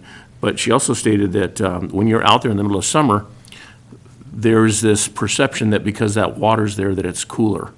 So she says, and that perception is about 10 to 15 degrees. So it could be 100 degrees out, and if you're in that bowl area, if you're in that space, there's just the thought process that it's cooler. So again, I'd be for that. And also, I don't have a sense that the evaporation factor on that is high. Probably no greater than what you're losing in the lawn. And then one last comment would be the sports turf at Sarasota, you don't want to lose it. You got to do everything you can to keep that. And if you looked at the other passive areas of the park, you might be able to, create your savings in those spaces to keep the sports turf areas up. And then getting back to the Oaks at Daly Park, because that's right around the street from my house. I agree, you cannot, those trees are living in that environment that's been provided by us supplementing water in the areas adjacent to it. So it's critical that you can't cut that down. We've lost 2 trees in that park in the last 5 years, so. Very old trees, and Yeah. remaining trees are showing stress already, right? Any other comments? I just think it's a good job. Thank you. Thank you for presenting this. I also, in water obviously is a big issue in landscaping and people that want to keep their lawns, people that don't want to keep their lawns. I've been trying interval watering, which is watering, say you water 45 minutes a lawn, water in the evening or middle of the night for 20 minutes, and then doing it early morning for another 20 minutes so that the water could soak in instead of run off. Because a main complaint that I have consistently is runoff, water running off. And how could we be more diligent in keeping that water to soak into the roots rather than just let it run for 45 minutes straight and cause a lot of runoff? And I don't know how Councilmember Haney thinks about that concept. Well, just in general, I mean, everyone, as a contractor, we don't put in anything other than a low precipitation head. Mm-hmm. In fact, when I moved to Ojai 22 years ago, the first thing I noticed in this valley is everyone was on drip. So you had to learn drip quickly. And I would probably say 50% of the valley here is using drip in one way or another. And converting systems is easy to do. The people at Aquaflow are incredibly bright, smart, and are willing to work with you. And I think from a city standpoint, and I don't know how to go about it, but the city of Thousand Oaks, the city of Camarillo, there's all of these cities that are in Ventura County that are offering rebates on removing lawn and putting water-wise plantings in. In fact, in Thousand Oaks, Carlson Building Material can't keep boulders in. They can't keep enough rock material in because of the people using those rebates. Mm-hmm. So I don't know how we're going to approach that discussion as a council or as a city on how we're going to help people to understand that there's a multitude of ways of saving water, and how can we as a city help them do that by offering some form of rebate. I think personally that we're waiting for Golden State or Casitas Water District to lead the way, and I think it behooves the city council to figure out how to put water on our agenda and how to start talking about it and incorporating it in with our landscape ordinance and start requiring some transition from large turf space to more water-wise plantings. I like that idea. One more following up with Edison agreeing to deliver mulch. I think that that's another opportunity. It does conserve water. It does keep things more wet, I guess, underneath the soil, more healthy. And it keeps the soil, gives it nutrients too. Just talking about water, watering during water seasons is another big thing. So watering oaks, doing that, even if we're not getting water during winter, simulating the seasons so that the trees could adapt to that has been a big thing in landscaping, watering during those times. Another comment that I have about the Gregory and Lark Ellen pocket, I used to live on Lark Ellen, and there was a lot of families with kids there that used to enjoy that park. I don't live there right now, so I don't know whether they still go on that park. My girls used to go on that park almost every other weekend, and I know the family right next door to me used it a lot more frequent. So I don't know if they're going to be affected by letting that lawn go or people using it. But that's just another thought of reaching out to the community, making sure that it's not impacting them. I know we want to save water, but it was another source of going out there and running on the lawn and so forth. I don't know what my other colleagues think about that. But other than that, I don't have any further comment, I but. just had one more quick question. Greg, is the large turf area adjacent to the Vaughn Shopping Center, is that ours, or is that a co-adventure with Caltrans? The area out at the Y where the On the Christmas Y, trees but at. on the large turf area next to the trolley stop, and, you know, we got the turf area, the hedge, and then the parking lot of Vaughn's. Right, that's all, it's Caltrans right of way, but we're under contract to maintain it. Because I think what would be nice, because we did the mediums with them a couple years ago, Right. that might be another ideal spot to do some trade-offs and maybe figure out how to remove all that kikuya. And again, work with their landscape architects and maybe develop a water-wise park that we can actually use as a demonstration to show the community that, you know, we don't have to look at dead grass, that we can look at something better. Okay. Mr. Mayor. Yes, Councilmember Clapp. Yeah, as it says on 4-3 in the second paragraph, talking about it in the update of the Sarzati master plan of coming up with alternatives to the turf at the park. I think that would be absolutely something that would be worthwhile to look into. I would agree. If there's no further comments, I'm going to open it up to public. I do have one speaker's card. Thank you, Mr. Grant. Ms. Wyrick? Thank you, Mayor Laura, and council members and staff. Hope I can get through this in 3 minutes. I did not plan to speak tonight. I did not know I was going to be this upset, and you've seen me this upset before. I'll apologize to my husband now. I am from Louisiana.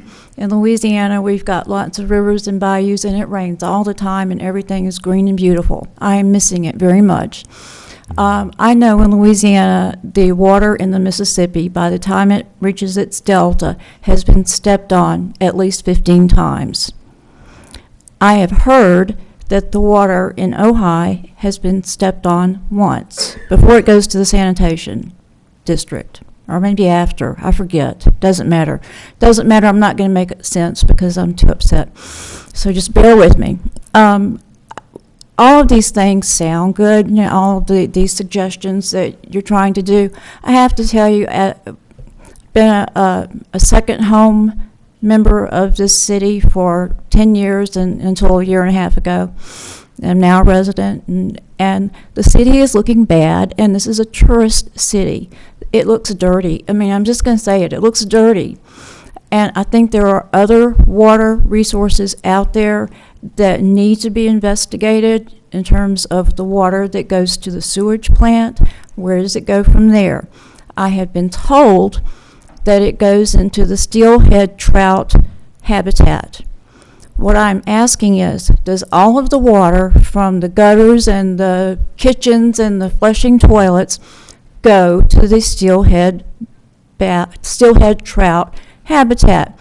And has anyone, all of it, every drop, what I would like to ponder, you all to ponder, in terms of asking a broader question to another state agency, has anyone ever quantified how much water the steelhead trout habitat actually needs to stay a habitat and do its function? Believe me, I'm all for the steelhead trout.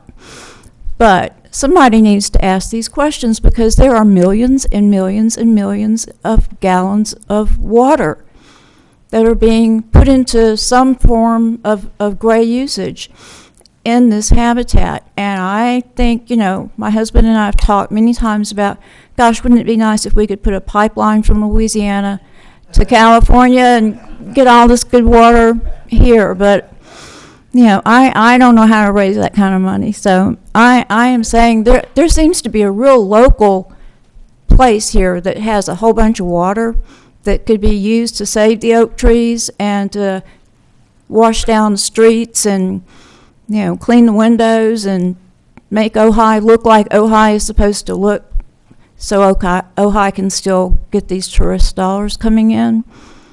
So, I'm red, I'm sorry.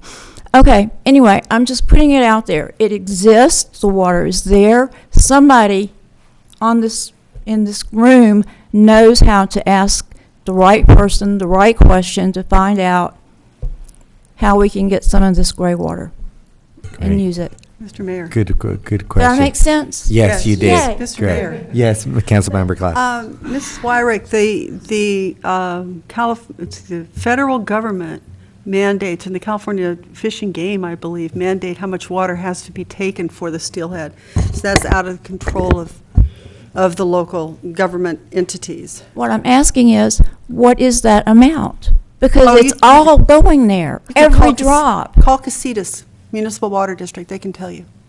What, how much water it Yeah, takes to keep yeah. the Call Russ steelhead? Baggerly, he can tell you. Why shouldn't someone in authority be doing that? I mean, is it really someone with a you know? It is a good suggestion, and I think we Is it better should. to come from a citizen? Do you all think that it's better to Cynthia, come? I'll go with you. I'm upset. It's like people, We'll you go know, out. climate change is here. It's like there's not going to be a rainy season next year. It's here. Drought is here. No, and I think Question, we'll go ask.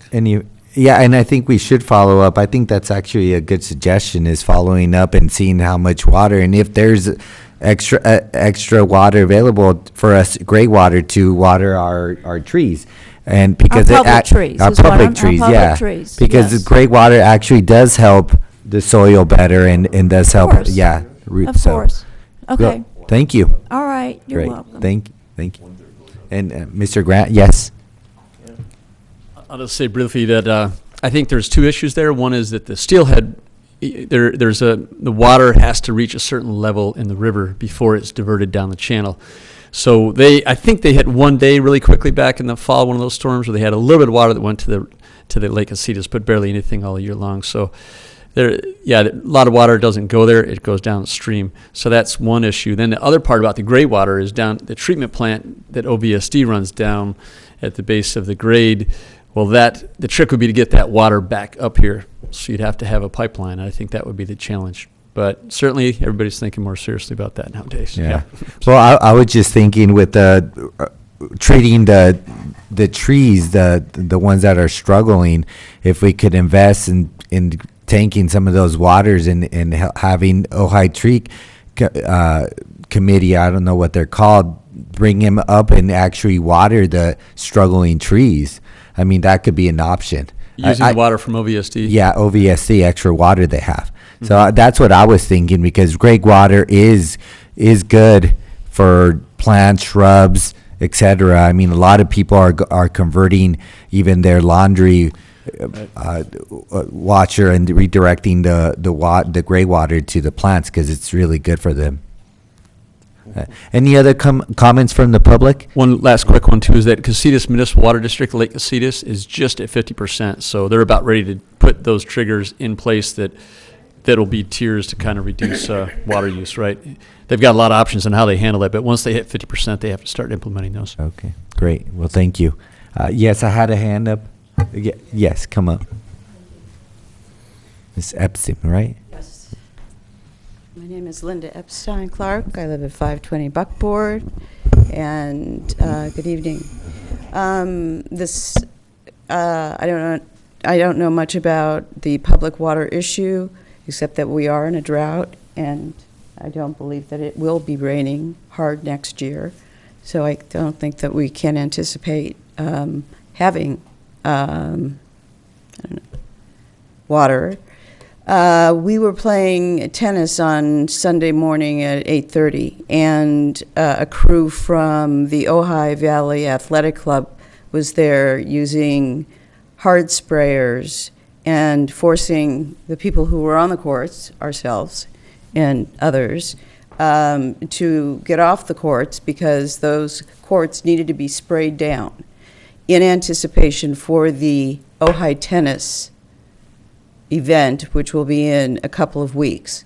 And they will be spraying down the courts in the public areas as well as in the private areas, meaning at the Ojai Valley Athletic Club and wherever there are other courts that will be used. And they will be doing that in 2 successive weeks. So it's not just one spray. It's just they spray it, the water washes down, it's not collected, it's not redirected, it's not sent down to another court in anticipation of moving it forward. It's blown dry. So that may be another source of, or consideration of how much water is being used and how much water really needs to be used or could be redirected to be used for the successive courts. I think there's at least 10 over at Libby Park. There may be more. He said that that will be happening for 2 weeks on each court. So That's good information. I mean, I'm not a tennis player by no means, and I don't know how they clean their surface, but if we could. it's a very large broom, and it's got power, a lot of power, and they just spray it down. It's all sprayed, hard sprayed pavement. So there's really nothing in the pavement that's catching it. Mhm. It's just needs to be cleaned in anticipation of the games to be played in several weeks. And again, I think it would be good to communicate with the tennis tournament to see if there's another option of cleaning those or capturing that water. Again, it's a good question too. It's a good concern. So that'll be all over the city that they're going to be doing that for the tournament. Okay. Thank you, Ms. Epstein. Thank you. Any other comments from the public?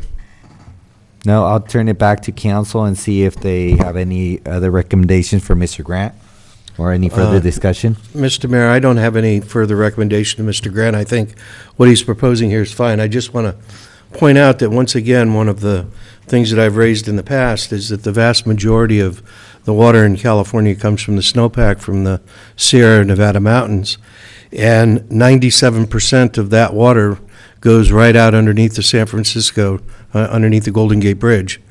We only capture 3% of it for use. And there is absolutely no desire on any part of any politician that I know of in Sacramento that wishes to have anything to do with capturing any more than the 3% that we currently capture to redirect it here or redirect it into the Central Valley. So the Central Valley right now looks like the Dust Bowl of Oklahoma. And to me, it's a travesty that nobody has any desire because of the environmental issues and constraints that we have in California to build any more reservoirs to try to capture any more of the water.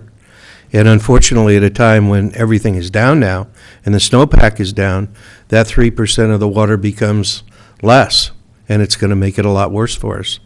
But I think that a real water resource management plan needs to be done throughout the entire state because we're wasting so much water with it just running right out into the ocean. Any more comments? If not, then Mr. Grant, do you have any more questions or further? Thank you guys for Mr. Mayor, members of council, you may want to actually have a vote on the continuing waiver or suspension of the policy. Do I hear a motion? So moved. Second? Second. Roll call? Clapp? Wyrick? Yes. Haney? Yes. Blatz? Yes. Laura? Yes. Item number 5 is a discussion item. It's approval of the revised animal services agreements with the County of Ventura. Thank you, Mayor and members of the City Council. The County Animal Services Division services the county unincorporated areas in 8 of the cities within Ventura County in terms of animal services. And they have a contract, a standard contract with all of those entities that includes a cost allocation formula. And recently they discovered that they weren't coming anywhere near recovering all the costs associated with servicing the contract cities.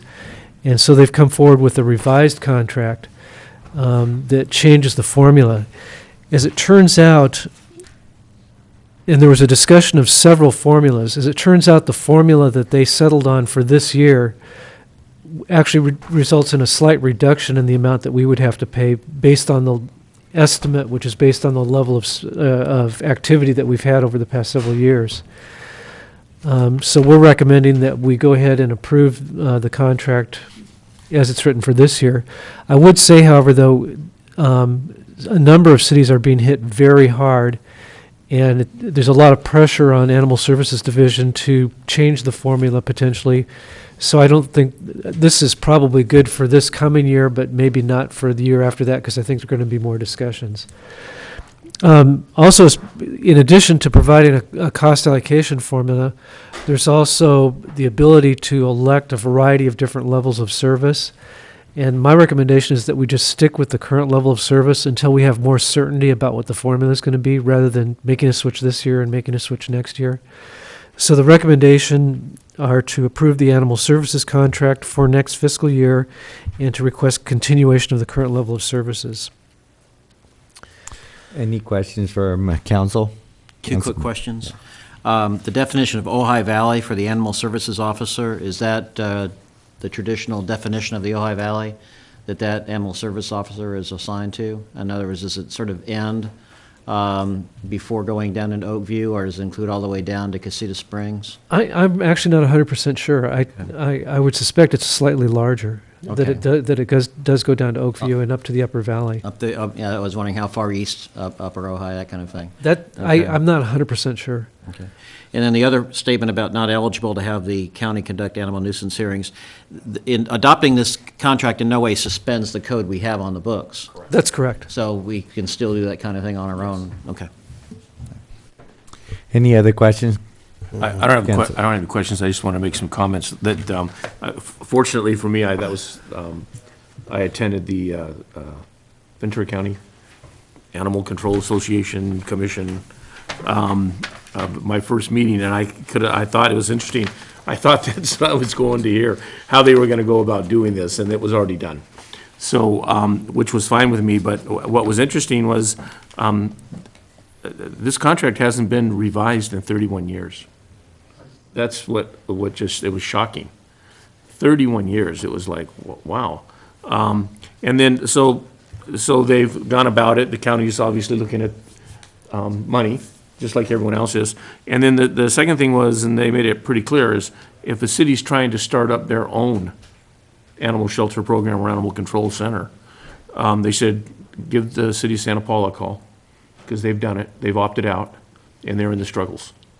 And the service that they're providing is excellent, and I don't know as a city if we'd have the capabilities to start one up and to emulate the type of service that we're getting through this contract, so. Any other questions? No, I'm going to open it up to the public. I have no speaker's card regarding this topic. No? I'm going to turn it back to council, and if there's no further question, I just agree with Councilmember Haney that reading into the service that they do provide, I think it'd be difficult to simulate one here in Ojai, especially being with the county. We're just it's a tricky we're in a tricky location. Can I read into just a couple things? This is the sheet that they handed out, which I thought was pretty incredible, all the things that animal shelter does. It's just amazing. They have major fundraisers, PayPal, Corunda beds, sound systems, laptops for officers. They received a $25,000 donation. They're doing grants, sound barriers, adoption centers, shelter enrichment, play groups. I mean, they're reaching out for all types of money to enhance the programming that they're doing at that center. It was just incredible. I mean, I love animals to death. I haven't been to shelters to adopt one, but I know our 13-year-old is on her last legs. And before I purchase one, I would definitely go to an animal shelter and seek one. So. Great. Just they're doing so many things. Oh, one last thing though. They are in dire need of a washer and dryer, and they are looking for donations. They need about $18,000 more, and I don't know how we could donate something to that, or if that's even appropriate. But I'd have no problem using city funds to send $1,000 or something their way. I just don't know how to do it. I don't know how to spend our money that way. Well, we're having budget discussions in another couple months. Okay, great. So with that, I'll entertain a motion. I'll move to approve the revised animal services agreement with the County of Ventura for fiscal year 2015-16, and along with that, continuation of the current level of service in fiscal year 2015-16. And I second. Roll call. Clap. Wyrick? Aye. Haney? Flats? Yes. Lar? Yes, and I just want to make a comment. I know this is just for this year, and we're going to look at the method again. I hope that I'm the alternate liaison, so I think it's really important for us to participate in every meeting and discussion and look at their method and because right now it is benefiting us, but it would just be, I think, to our advantage in participating early on that method. Move on, item number 6. It's another discussion item. It's Zarzoti Park Master Plan Consultant Selection. So Mr. McCleary will be making this presentation. We saved the best for last. All right, thank you. Mr. McCleary. That's not what they told me when they put me last on the agenda, but that's okay. Thank you, Mr. Mayor, members of the City Council. I'm Steve McCleary, Deputy City Manager, and this item is for selection of a consultant to prepare an update to the Zarzoti Park Master Plan. The previous master plan for the park dates back to 1993. As you can imagine, there's been some changes in the community in that time. But what probably really brought this to the forefront is as we were having discussions with the Parks and Recreation Commission about how to spend some funds for capital improvements for the parks, we kept running into a problem of where do we put things and how do we best plan for that. And so at the urgent of the Parks Commission, we brought forward to City Council in January a request to go out and issue a request for proposals to hire a consultant to update the master plan for Zarzoti Park. So the council approved that, fortunately, back in January, and we did issue that. We received 2 proposals, one from Pacific Coast Land Design and from Community Works Design Group. I should mention that we have representatives here from both of the firms, Tim Maloney and Mike Zielsdorf behind me. Both are considered reputable firms and have a good track record of doing projects in California and in Southern California and also in Ventura County. And so we were very happy to get proposals from both firms. We think either one of them would do an excellent job at updating the master plan. Once we received the proposals, we had a couple of meetings with our Park and Recreation Facilities Committee, which composed of 3 commissioners, Commissioners Ittner, Becker, and Roddick, and met with staff to review the proposals. And we struggled quite a bit going through that in terms of trying to really come up with a recommendation because both firms are excellent and they gave very similar proposals. We took the item to the Park and Recreation Commission earlier this month, and the commission recommended by a 4-0 vote to go with Pacific Coast Land Design to prepare the update. The commission felt overall that they had a little better approach to the plan and maybe a little better understanding of the community and what the objectives are. Staff's recommendation going into the meeting with the Parks and Recreation Commission was for Community Works Design Group, based solely on the fact that if, in our opinion, if you look at the proposals side by side, you could make some arguments that one might be a little stronger in one area and one might be a little stronger in the other, but we really felt that they were pretty equal, except when it came down to the actual cost. And so what that did is that led us to recommend to the Parks Commission to recommend Community Works because they were proposing to give a completely written master plan as opposed to Pacific Coast, which was really going to be relying more on the staff to be doing the writing of the master plan. To try to get a little more of an apples-to-apples comparison, we did reach out to Pacific Coast, and they said that they would be willing to do that additional work for an additional fee of $6,500. We discussed all that with the Parks Commission, and the Parks Commission still felt very strongly, even if there had to be an increased cost, that they did favor the proposal from Pacific Coast. And then we got into a discussion about whether or not, if we went that route, if staff would be able to provide the time that would be necessary to write that plan. So ultimately what that led to was a recommendation from the Parks Commission to recommend to the council to authorize an additional $6,000 for the project, and with the recommendation being that the additional funding could come from the Park and Recreation Capital Improvement Fund. But again, we just have to say this is a bit similar to the situation that Mr. Grant had a month or so ago, and we were working through the RFPs for the consultants that we received for the Libby Park Playground renovation. Very difficult, and I mean, in a lot of ways, we're very happy to receive two excellent proposals from two firms, but unfortunately, we're going to have to choose one of them. So that's how we ended up with the recommendation to increase the budget from the previous authorized $20,000 from the City Council to $26,000. And there is additional monies in the Parks Capital Fund if the council wanted to make that further allocation. We did provide in the packet the proposals that were received from both firms. It looks like one of them got a little caught off in the copying. I apologize for that. The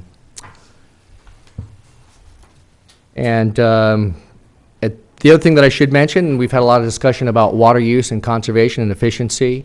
We got into it a little bit in the RFP, and I'm happy to say that both firms in their proposals talk about green methods and efficiency methods to try to look at the park and see if there are ways that we can make it more environmentally friendly, as well as also meeting the recreation needs of the city. So we would be working with the consultant who is selected to, as we look through the plan, the park plan and the layout, to see if maybe there are some ways that we could reconfigure or redesign or swap out some landscaping to reduce water use there. Obviously, we're not talking about the sports fields, but we're talking about the other less active areas. So again, I know there are principals here from each of the firms, and I believe they're here to answer any questions. I think they might also be asking to speak. And again, the recommendation is to direct the city manager to enter into agreement.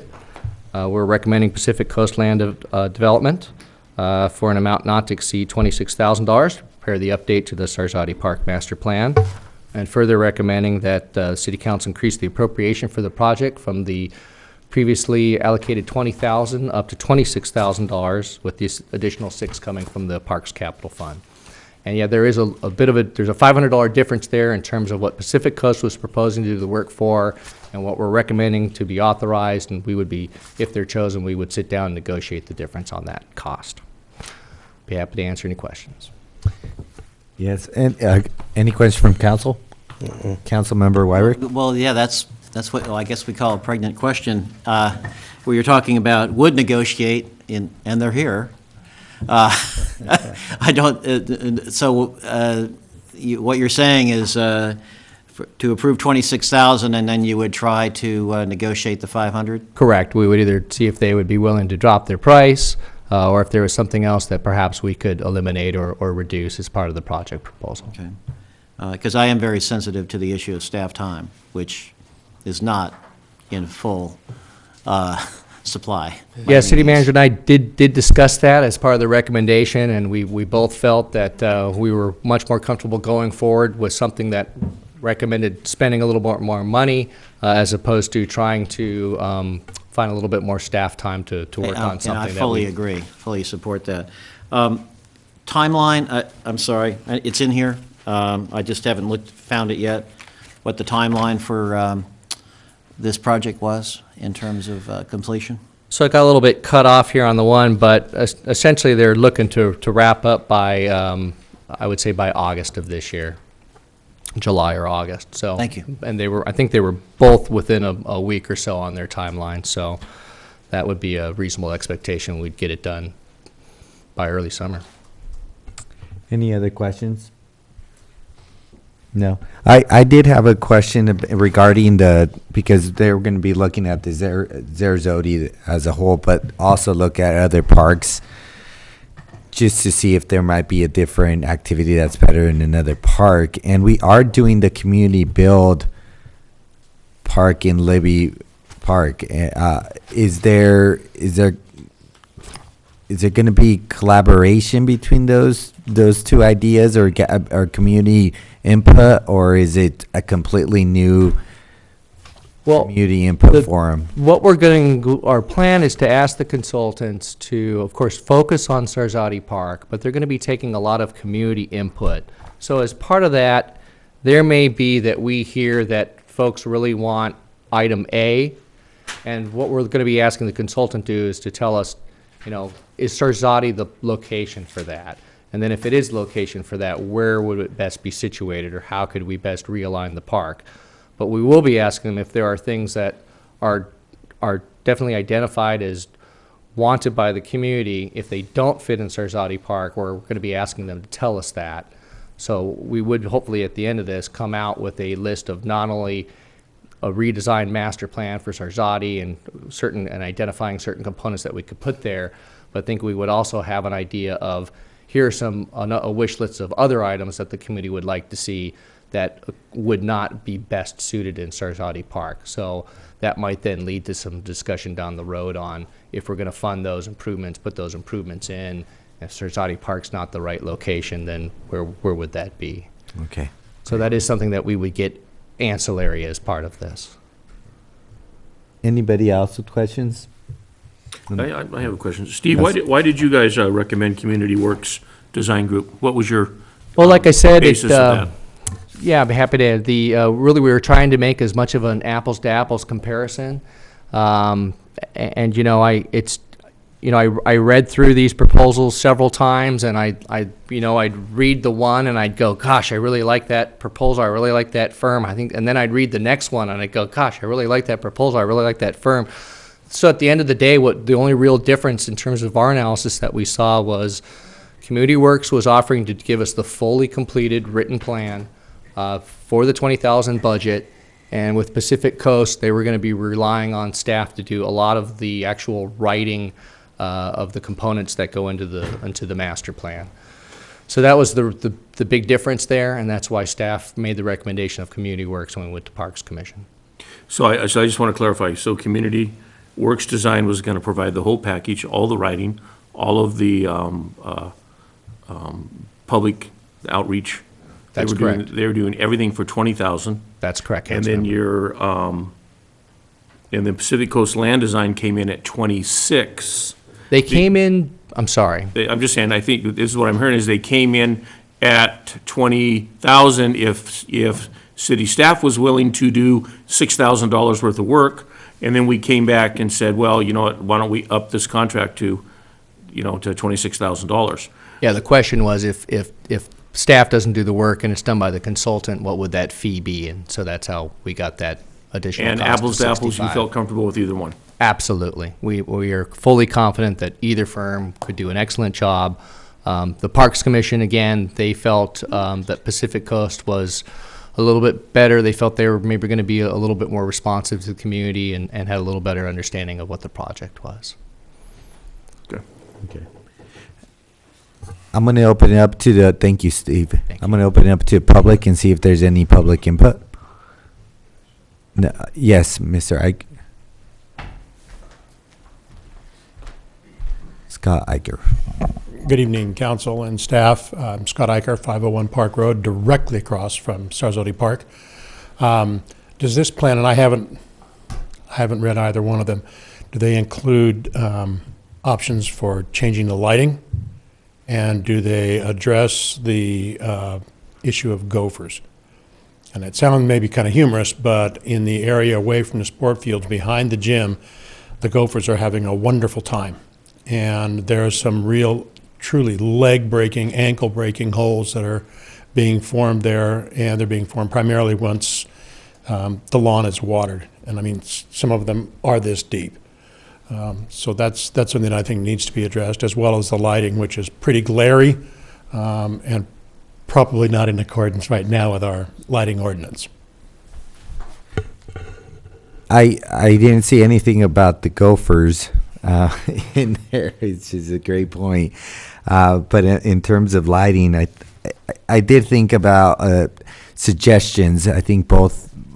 In my opinion, and I'll defer back to Mr. McClary, but they did reference looking at the whole park and looking how to make it more community friendly in terms of environment. I would include lighting in that too. And I'm just making an assumption, but Mr. McClary could clarify that. Yes, that's an absolutely correct assumption. Just to be clear, so if through the public processes that we're going to be engaging in, something like gophers becomes, I know it's humorous, but it's nevertheless a serious issue. that's within the scope of considerations. Well, I think that's part of why you do the public outreach is Right. to make sure that you're hearing from, everybody and maybe considering things that you're not considering in the past. And as the city's risk manager, things like 6-inch gopher holes on playing fields is definitely a concern. So that's within the scope of the plan, in other words, could be, okay. Councilmember Haney? Well, if you want to see bad gophers, go to our public schools. Yes. I don't know how our children play. I just don't. But aside from that, I guess from a contracting standpoint, this is the only thing that I'm struggling with is one company says they're going to provide the full service for this amount. Another company says, well, we'd like to do the full service, but we can't. We need this much. And then we're recommending to raise everything to the higher number. I'm not a low bid person. I like apples to apples, are both providing like services, and then let's sell those services and who we like. But someone came in $6,000 more for like services. I just struggle with that. So that kind of tells you how I'm leaning. I understand, Councilmember. I know we have representatives from both organizations. I don't know if there's So I was wondering, specific questions we don't have any or members comment. we don't have any members of the committee here that made the recommendation. No, I'm sorry, we did not. Okay. Any questions for any of the or the providers? Would you From like to hear council? from Mr. Maloney and Mr. Zielsdorf? Yeah, I mean, Okay. I think the council would. Okay. Either one I wanna don't go know first? either one. Tim, you're closest. We'll Yes. Good morning. Good morning. Yeah, it's so late. Not quite. Yeah. Good evening. Tim Maloney with Community Works Design Group. I don't know the other gentleman, the other firm. Oh, you moved up. Okay. So I'm not going to say anything bad about them at all. Just talk a little bit about our firm. We're celebrating our 30th year in business as landscape architects. I used to be on your side of the fence. We have employees, we have over 65 years of staff who've served on the city side of the fence. So we've been on your side of the fence as well as the private sector. So that's something I think maybe should be taken into consideration. I'm not sure if it was, maybe we didn't push that enough. We have certified water auditors. We have certified irrigation designers. We're LEED accredited. And we're CASP. I'm not sure if you know what CASP is. It's CASP, which is also ADA certification. So we're going to be looking at the park in every aspect. Is it ADA accessible, which it's not. It has horrible issues right now. Is it LEED? It's really, there's a lot of opportunity to bring this park up to a great standard and make it much more functional and much more a much better park, a better use. A lot like many parks in California over the years of this age, they kind of just develop over time. Let's put a ball field here and a ball field here. Oh, there's some room over here. Let's put picnic area over here and here. And it was never really planned from day one. And so you get kind of a fruit salad. And so that's one thing we'll be looking at. How can we maybe move things around and make it work a lot better for the community? And the other thing I can mention is in the over 30 years that I've been doing this, both on the private side and the public side, we have never, ever designed a park for us. It's not about us. We're facilitators. That's all we are. We're park facilitators. We listen to what the community wants, what the community desires are. We help them work through things. If they have questions about gophers or lights or things like that, ball field directions. As an example, we're doing a park right now in the city of Rialto where the original ball field, they just asked us to redo the park the way it was. Well, when you sit down and look at the park, one of the major glaring things that we noticed right off the bat was their major baseball field was oriented the complete opposite direction it should have been. And they didn't even see that. It wasn't even a question for them. So we we worked with them and were able to show them when we redesign this park, with the same amount of money, we can fix the orientation of your baseball field so it's pointing the correct direction, like Angel Stadium, Dodger Stadium, every stadium in the United States, as opposed to when the ball's coming at you, you're looking at the sun like this. Is the ball coming? I maybe, or is it hitting me in the head? That sort of thing. So we look at that as well. I think one of the other things that I listened to the Parks and Recreation Commission hearing because it was taped, and one of the things that it was brought up a lot was, well, we're from Riverside. You're local. You're closer. Admittedly, we've done probably 10 to 15 parks in this area right around here. I just came through Fillmore and Moore Park, and we've just done stuff there. We've done stuff, all over there. Santa Barbara. We do parks all over the state. We've been doing it for 30 years. So we're doing them now. We're doing them in Malibu right now, in Santa Monica. So this is what we do each and every day, is park and recreation planning. We don't do a lot of other, offices and things like that. Park and recreation planning is our niche. This is what we do. This is what we live for. This is what I love to do. Anyway, so if you have any questions of me, I'd be pleased to answer them. Any questions? No? All right. Thank you. Thank you. Thank you. And then if you could state your name. Mike Zilsdorf, principal with Pacific Coast Land Design. And as Steve mentioned, we're local to Ventura, a firm been here for almost 35 years. I myself, principal and co-owner, I've been with the firm about 15 years here as far as experience. And our firm, we come up this as not only professionals and park designers, but also as local residents, which, as Mr. Maloney mentioned, they do park design all over the state and have seen great designs. Our focus is more regional. We focus our energy on the Southern California region and then up to the Central Coast region. And so that's where a lot of our experience with parks has been, is in this local area. We're currently in design on several parks in the county, 4 in Ventura, 1 in Santa Paula, and then 1 in Santa Clarita as well, just adjacent to Ventura County. So our firm has a focus to public works style projects that focus on the use by the public.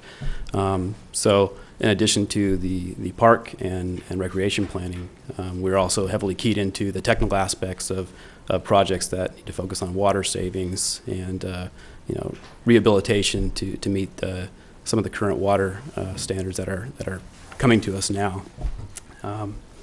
And in terms of answering sort of the approach that we took to this proposal, in the RFP as presented by the city, there was mention of letting them know how we might creatively approach the project for what was stated as a fairly targeted fee of $20,000 limit. And so our approach to that was to heavily focus our energy as design professionals on the development of design options that were generated through a pretty well thought out public input process. And it was nice to see that I think both teams approached that public input process fairly similarly. And when we brought up the option of having staff write or pull together the written portion of the master plan, we saw that as allowing us to focus on the design solutions and the integration of bringing in the ideas that have been presented at the community meeting, bringing that in and sort of synthesizing that and bringing it together so that staff would be the ones to take some of the text from the existing 1993 master plan and just upgrade that and bring it up to sort of the current focus as to what the community is looking for, while integrating our design solutions that we had culled from that public process. So that was how I think that disconnect in terms of scope approach came about. And when Steve mentioned, well, would you be willing to take on the full production of the master plan? Definitely. And so we looked at that and figured it would be about another almost week and a half worth of work to bring through the written components and merge that with the design components that we'd be focusing on in the base contract. So we're excited to have the opportunity to possibly work on a project that me, as almost a lifelong Ojai resident, I've been in that park quite a bit, so it's exciting to have that opportunity to potentially be involved in the visioning for that park. So. Thank you. Any questions? No? All right, I'll turn it back. Any comments from public? No? I'll turn it back to council and see if we could decide who we could vote for. I mean, my personal, I've read through the two contracts and I like both of them. I mean, there's differences, and I'm thinking about it as a landscape contractor too, and looking at the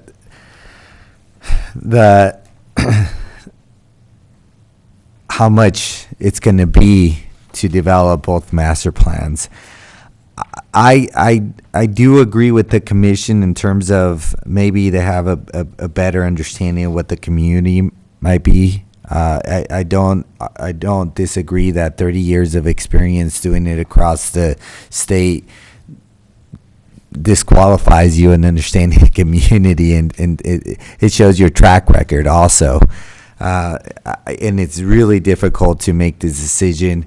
But I'm, to be honest with you, I like the approach, the task master plan development overview, all the things that you guys have proposed. I do like it a little bit more.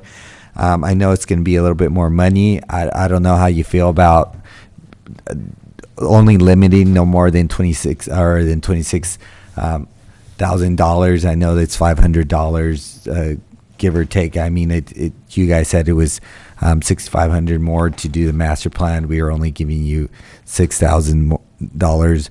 But I don't know how my fellow council members feel about this. I mean, that's my take on it, but any other comments from them? No? If no further discussion, I mean, Well, are we here to work them over on that $6,000? Yeah. You know, everything's negotiable. Yeah. That's what I was thinking, Randy. Yeah, I mean, you know, like you said, one guy wins, getting 6,000 more, the other guy loses, not getting the 6,000. I don't know. I don't know if that's apples to apples. You know, what are you willing to do for 3,000 more, you know? I know. Well, I wouldn't expect an answer, Councilman. But surely they're here and they know that everything is negotiable. But no, I don't have any other comments. I'm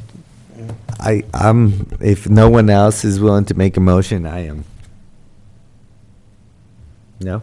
Okay, I'll direct the city manager to enter into agreement with Pacific Coast Land Development for an amount not to exceed $26,000 to prepare an update to the Sarasota Master Plan and increase the appropriation from 20 to 26 with an additional $6,000 coming from the Park Capital Improvement Fund.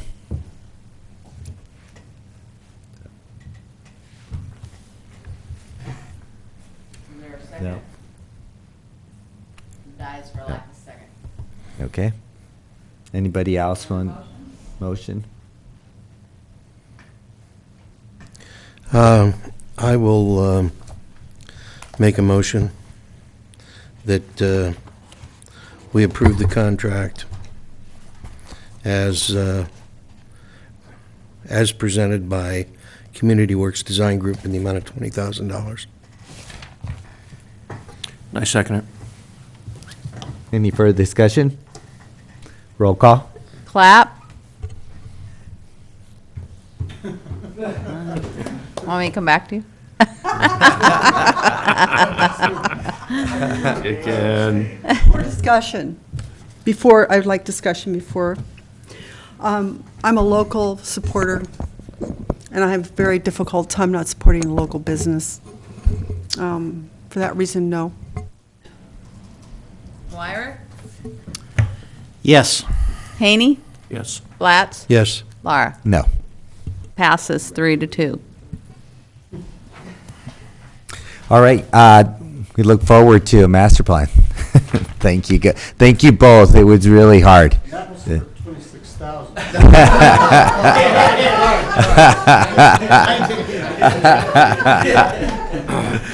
Thank you, I think guys. it says right here in the fine print, 2020, comma, 265.00. Thank you. I'm going to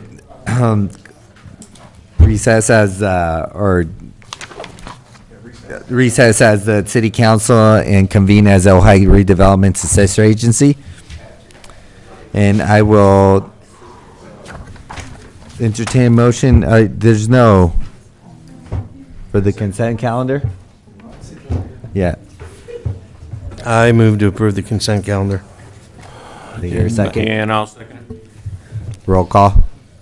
Yes. Wyrick? Yes. Haney? Yes.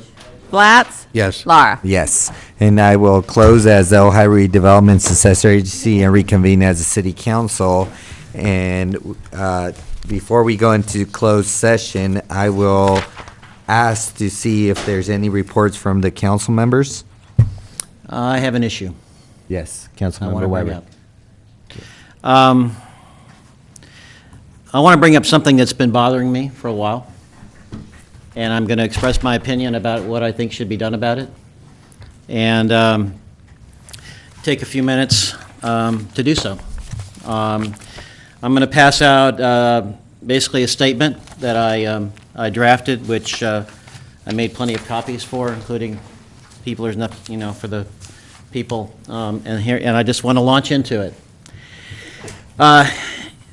And I want to start by saying, imagine that we were sitting here tonight saying, you know what, in order to make our meetings go faster, I'm going to paraphrase a little bit, what if we were proposing that the city council start announcing tonight that in order to do that, we're going to meet 2 at a time with a meal paid for by the taxpayers with the city manager before each of our meetings, just to kind of go over things and, talk about the agenda before we convene as a city council.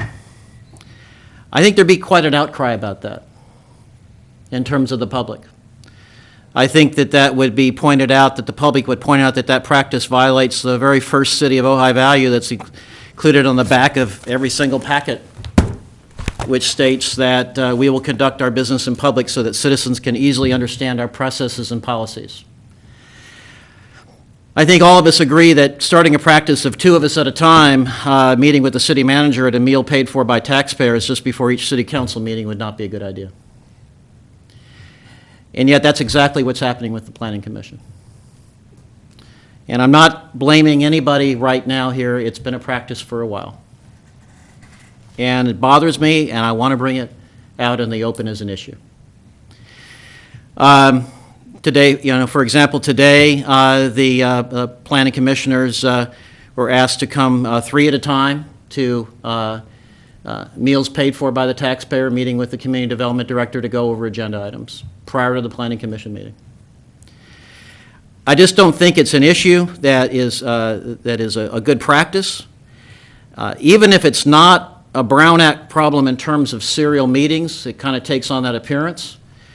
I think a deeper problem is that it certainly takes on at least the appearance of a problem that all testimony on agenda items is supposed to be in the public and open to the public and part of the public record.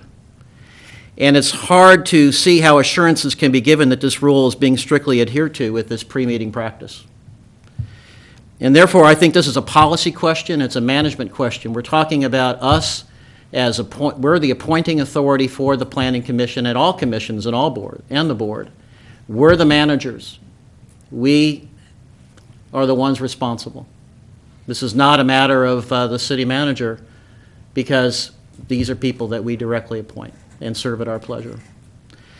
And I think it's appropriate for us to, as a body, and I'm expressing myself as an individual council person, but I'm raising this as an issue, direct that this practice cease, and that individual inquiries about agenda items is one thing, but structured serial pre-meetings involving the majority of appointees is quite another.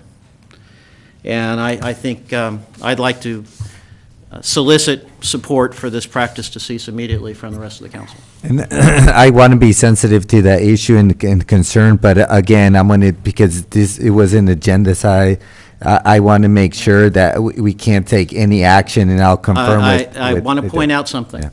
It is absolutely important to raise a concern. Yes. And to get a sense of direction. Yeah.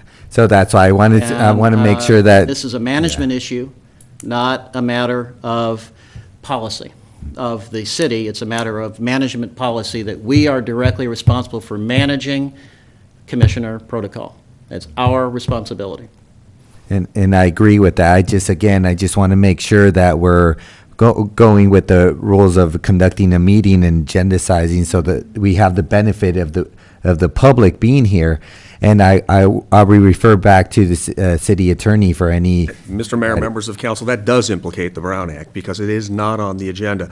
So you can't take action tonight. Whether one characterizes it as a management or a legislative act, it's still policy decision by the council. My recommendation would be if the council really wants to address this and address it quickly, let's get it on the next agenda right away.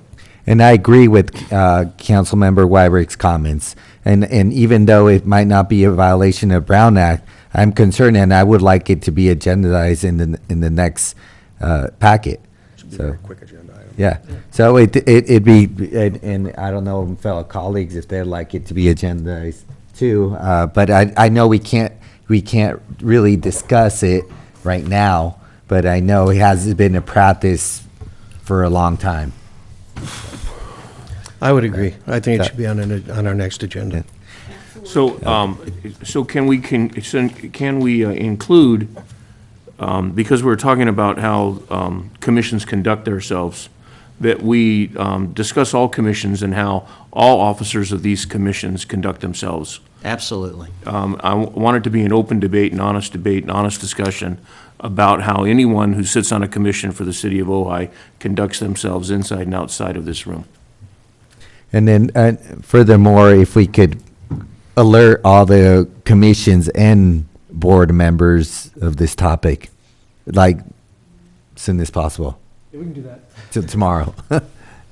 Yes. Mr. Mayor, members of Mr. council, Howard. and maybe I'm overstepping my role here, I want to make sure I understand Councilmember Haney's issues. Does it go beyond this issue of having staff meet with less than a quorum of the members, whether it's like a two by twos or 3 by 3, or is it go into broader conduct issues which may be already covered by the commissioner handbook? And the only reason I ask that is it's more of a city manager issue than my issue, but I was looking at the agenda coming up, the next meeting, and there's some fairly substantial and substantive issues. If we're focused on the one issue, I think that's something that can be addressed quickly. Having been on the planning commission for 10 years, I think that what Councilman Wyrick is referring to is a specific laser sharp issue that I would like to see come back in and of itself. There may be other discussions that we need to have with regard to activities and conduct of other commissioners, but this is a very specific issue. It's the only commission where this is taking place. It's, in my opinion, one of the most important, if not the most important commission we have in our city when it comes to interacting with the public. And the transparency is really important. So I think that I would prefer to see this issue come back all by itself. Just the issue of the pre-meeting lunches. Not to say that what you requested wasn't important, but I don't want to dilute our discussion and just be, we can discuss an awful lot with what you're bringing up. Right. And I think this one we need to focus right in on that one. I can go to that. But again, somewhere down the road, I still think we need to interact with commission chairs and commissioners and talk about what's protocol and what's acceptable behavior and what expectations as them as commissioners. So we can put that on another agenda. Okay. Okay. Any other future agenda items or comments of anything else from any council members? If not. Well, as I mentioned earlier, the lake is nearing 50%, and the OBGMA has its first draft on the Ojai Valley Basin Groundwater Sustainability Plan, which is being reviewed by the subcommittee. So we'll see what comes of that. That's it. And I have You know, I was at the Ojai Valley Sanitation District meeting, and they are in the process of writing their ordinance for second unit dwellings and lateral line inspection as well as servicing. So they're moving forward. And I think once they create the ordinance, then they're going to hold public hearings on it. My suggestion was obviously the opposite, have public hearings and educate people, then gather your information, write an ordinance. But they're their own body, and they're a group of smart men, and they're very concerned about the contamination. And the most important thing is the fact this is a state requirement, if not a federal requirement, this the water treatment and the water sanitation levels that they have to meet in the next 10 years. So, Anything else? No? I'm going to, from our city manager?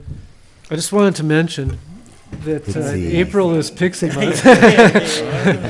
This has been a remarkably successful promotion campaign that the Visitors Bureau put on last year and is putting on again this year. But they have a variety of Pixie activities around town, Pixie drinks and meals and things like that you can eat. And they invite writers with fairly prominent publications to come to town and enjoy our town. And the amount of press that we got out of it last year was just remarkable. Really prominent articles in widely circulated journals. So they're hoping for that again this year. Great. you know, Rob, our Libby Bull looks like a big pixie. Yeah. We just got to figure out how to get them together. Mr. Howard? Mr. Mayor, members of council, nothing for me. Thank you. Chief? Well, it may be Pixie Month, but it's also a distracted driver month. So while you're driving to get those pixies, don't be using your cell phone, things like that, because officers throughout the county and, of course, here in Ojai will be focusing on that. And also our Citizens Academy, it started last night for 10 weeks, so we got 19 students. So they'll do their 10-week course, and maybe you, Mr. Mayor, at the end could show up and help me present certificates, which has been great. practice. That'd over be the past great. years. Great. Thank you, Chief. Thank you for including me. Any of our department heads? Mr. Grant? Briefly, number one, I wanted to mention that the theater is pouring the sidewalk tomorrow on Signal Street, so we'll have an end to that saga. The sidewalk and roadway will be open at the end of the day tomorrow, so that's Great. good news. And number two, I want to mention that last month the council approved the submittal of a TDA grant through VCTC for the construction of the Kenyatta crossing and the Whispering Oaks pedestrian crossing improvements. And today we presented that and we were awarded the grant, so it's good news there. We got a $90,000 grant to build those two crossings, so that'll be, I think, provided July 1st, and we can get to work on that next year. It'll definitely happen. Great, Good news. great. Thank you. I have a question for Mr. Grant. You know, I keep forgetting to mention this. There's the bus stop in front of, it's not Star. Is it by the liquor store? The bus stop? Gold Coast or Trolley?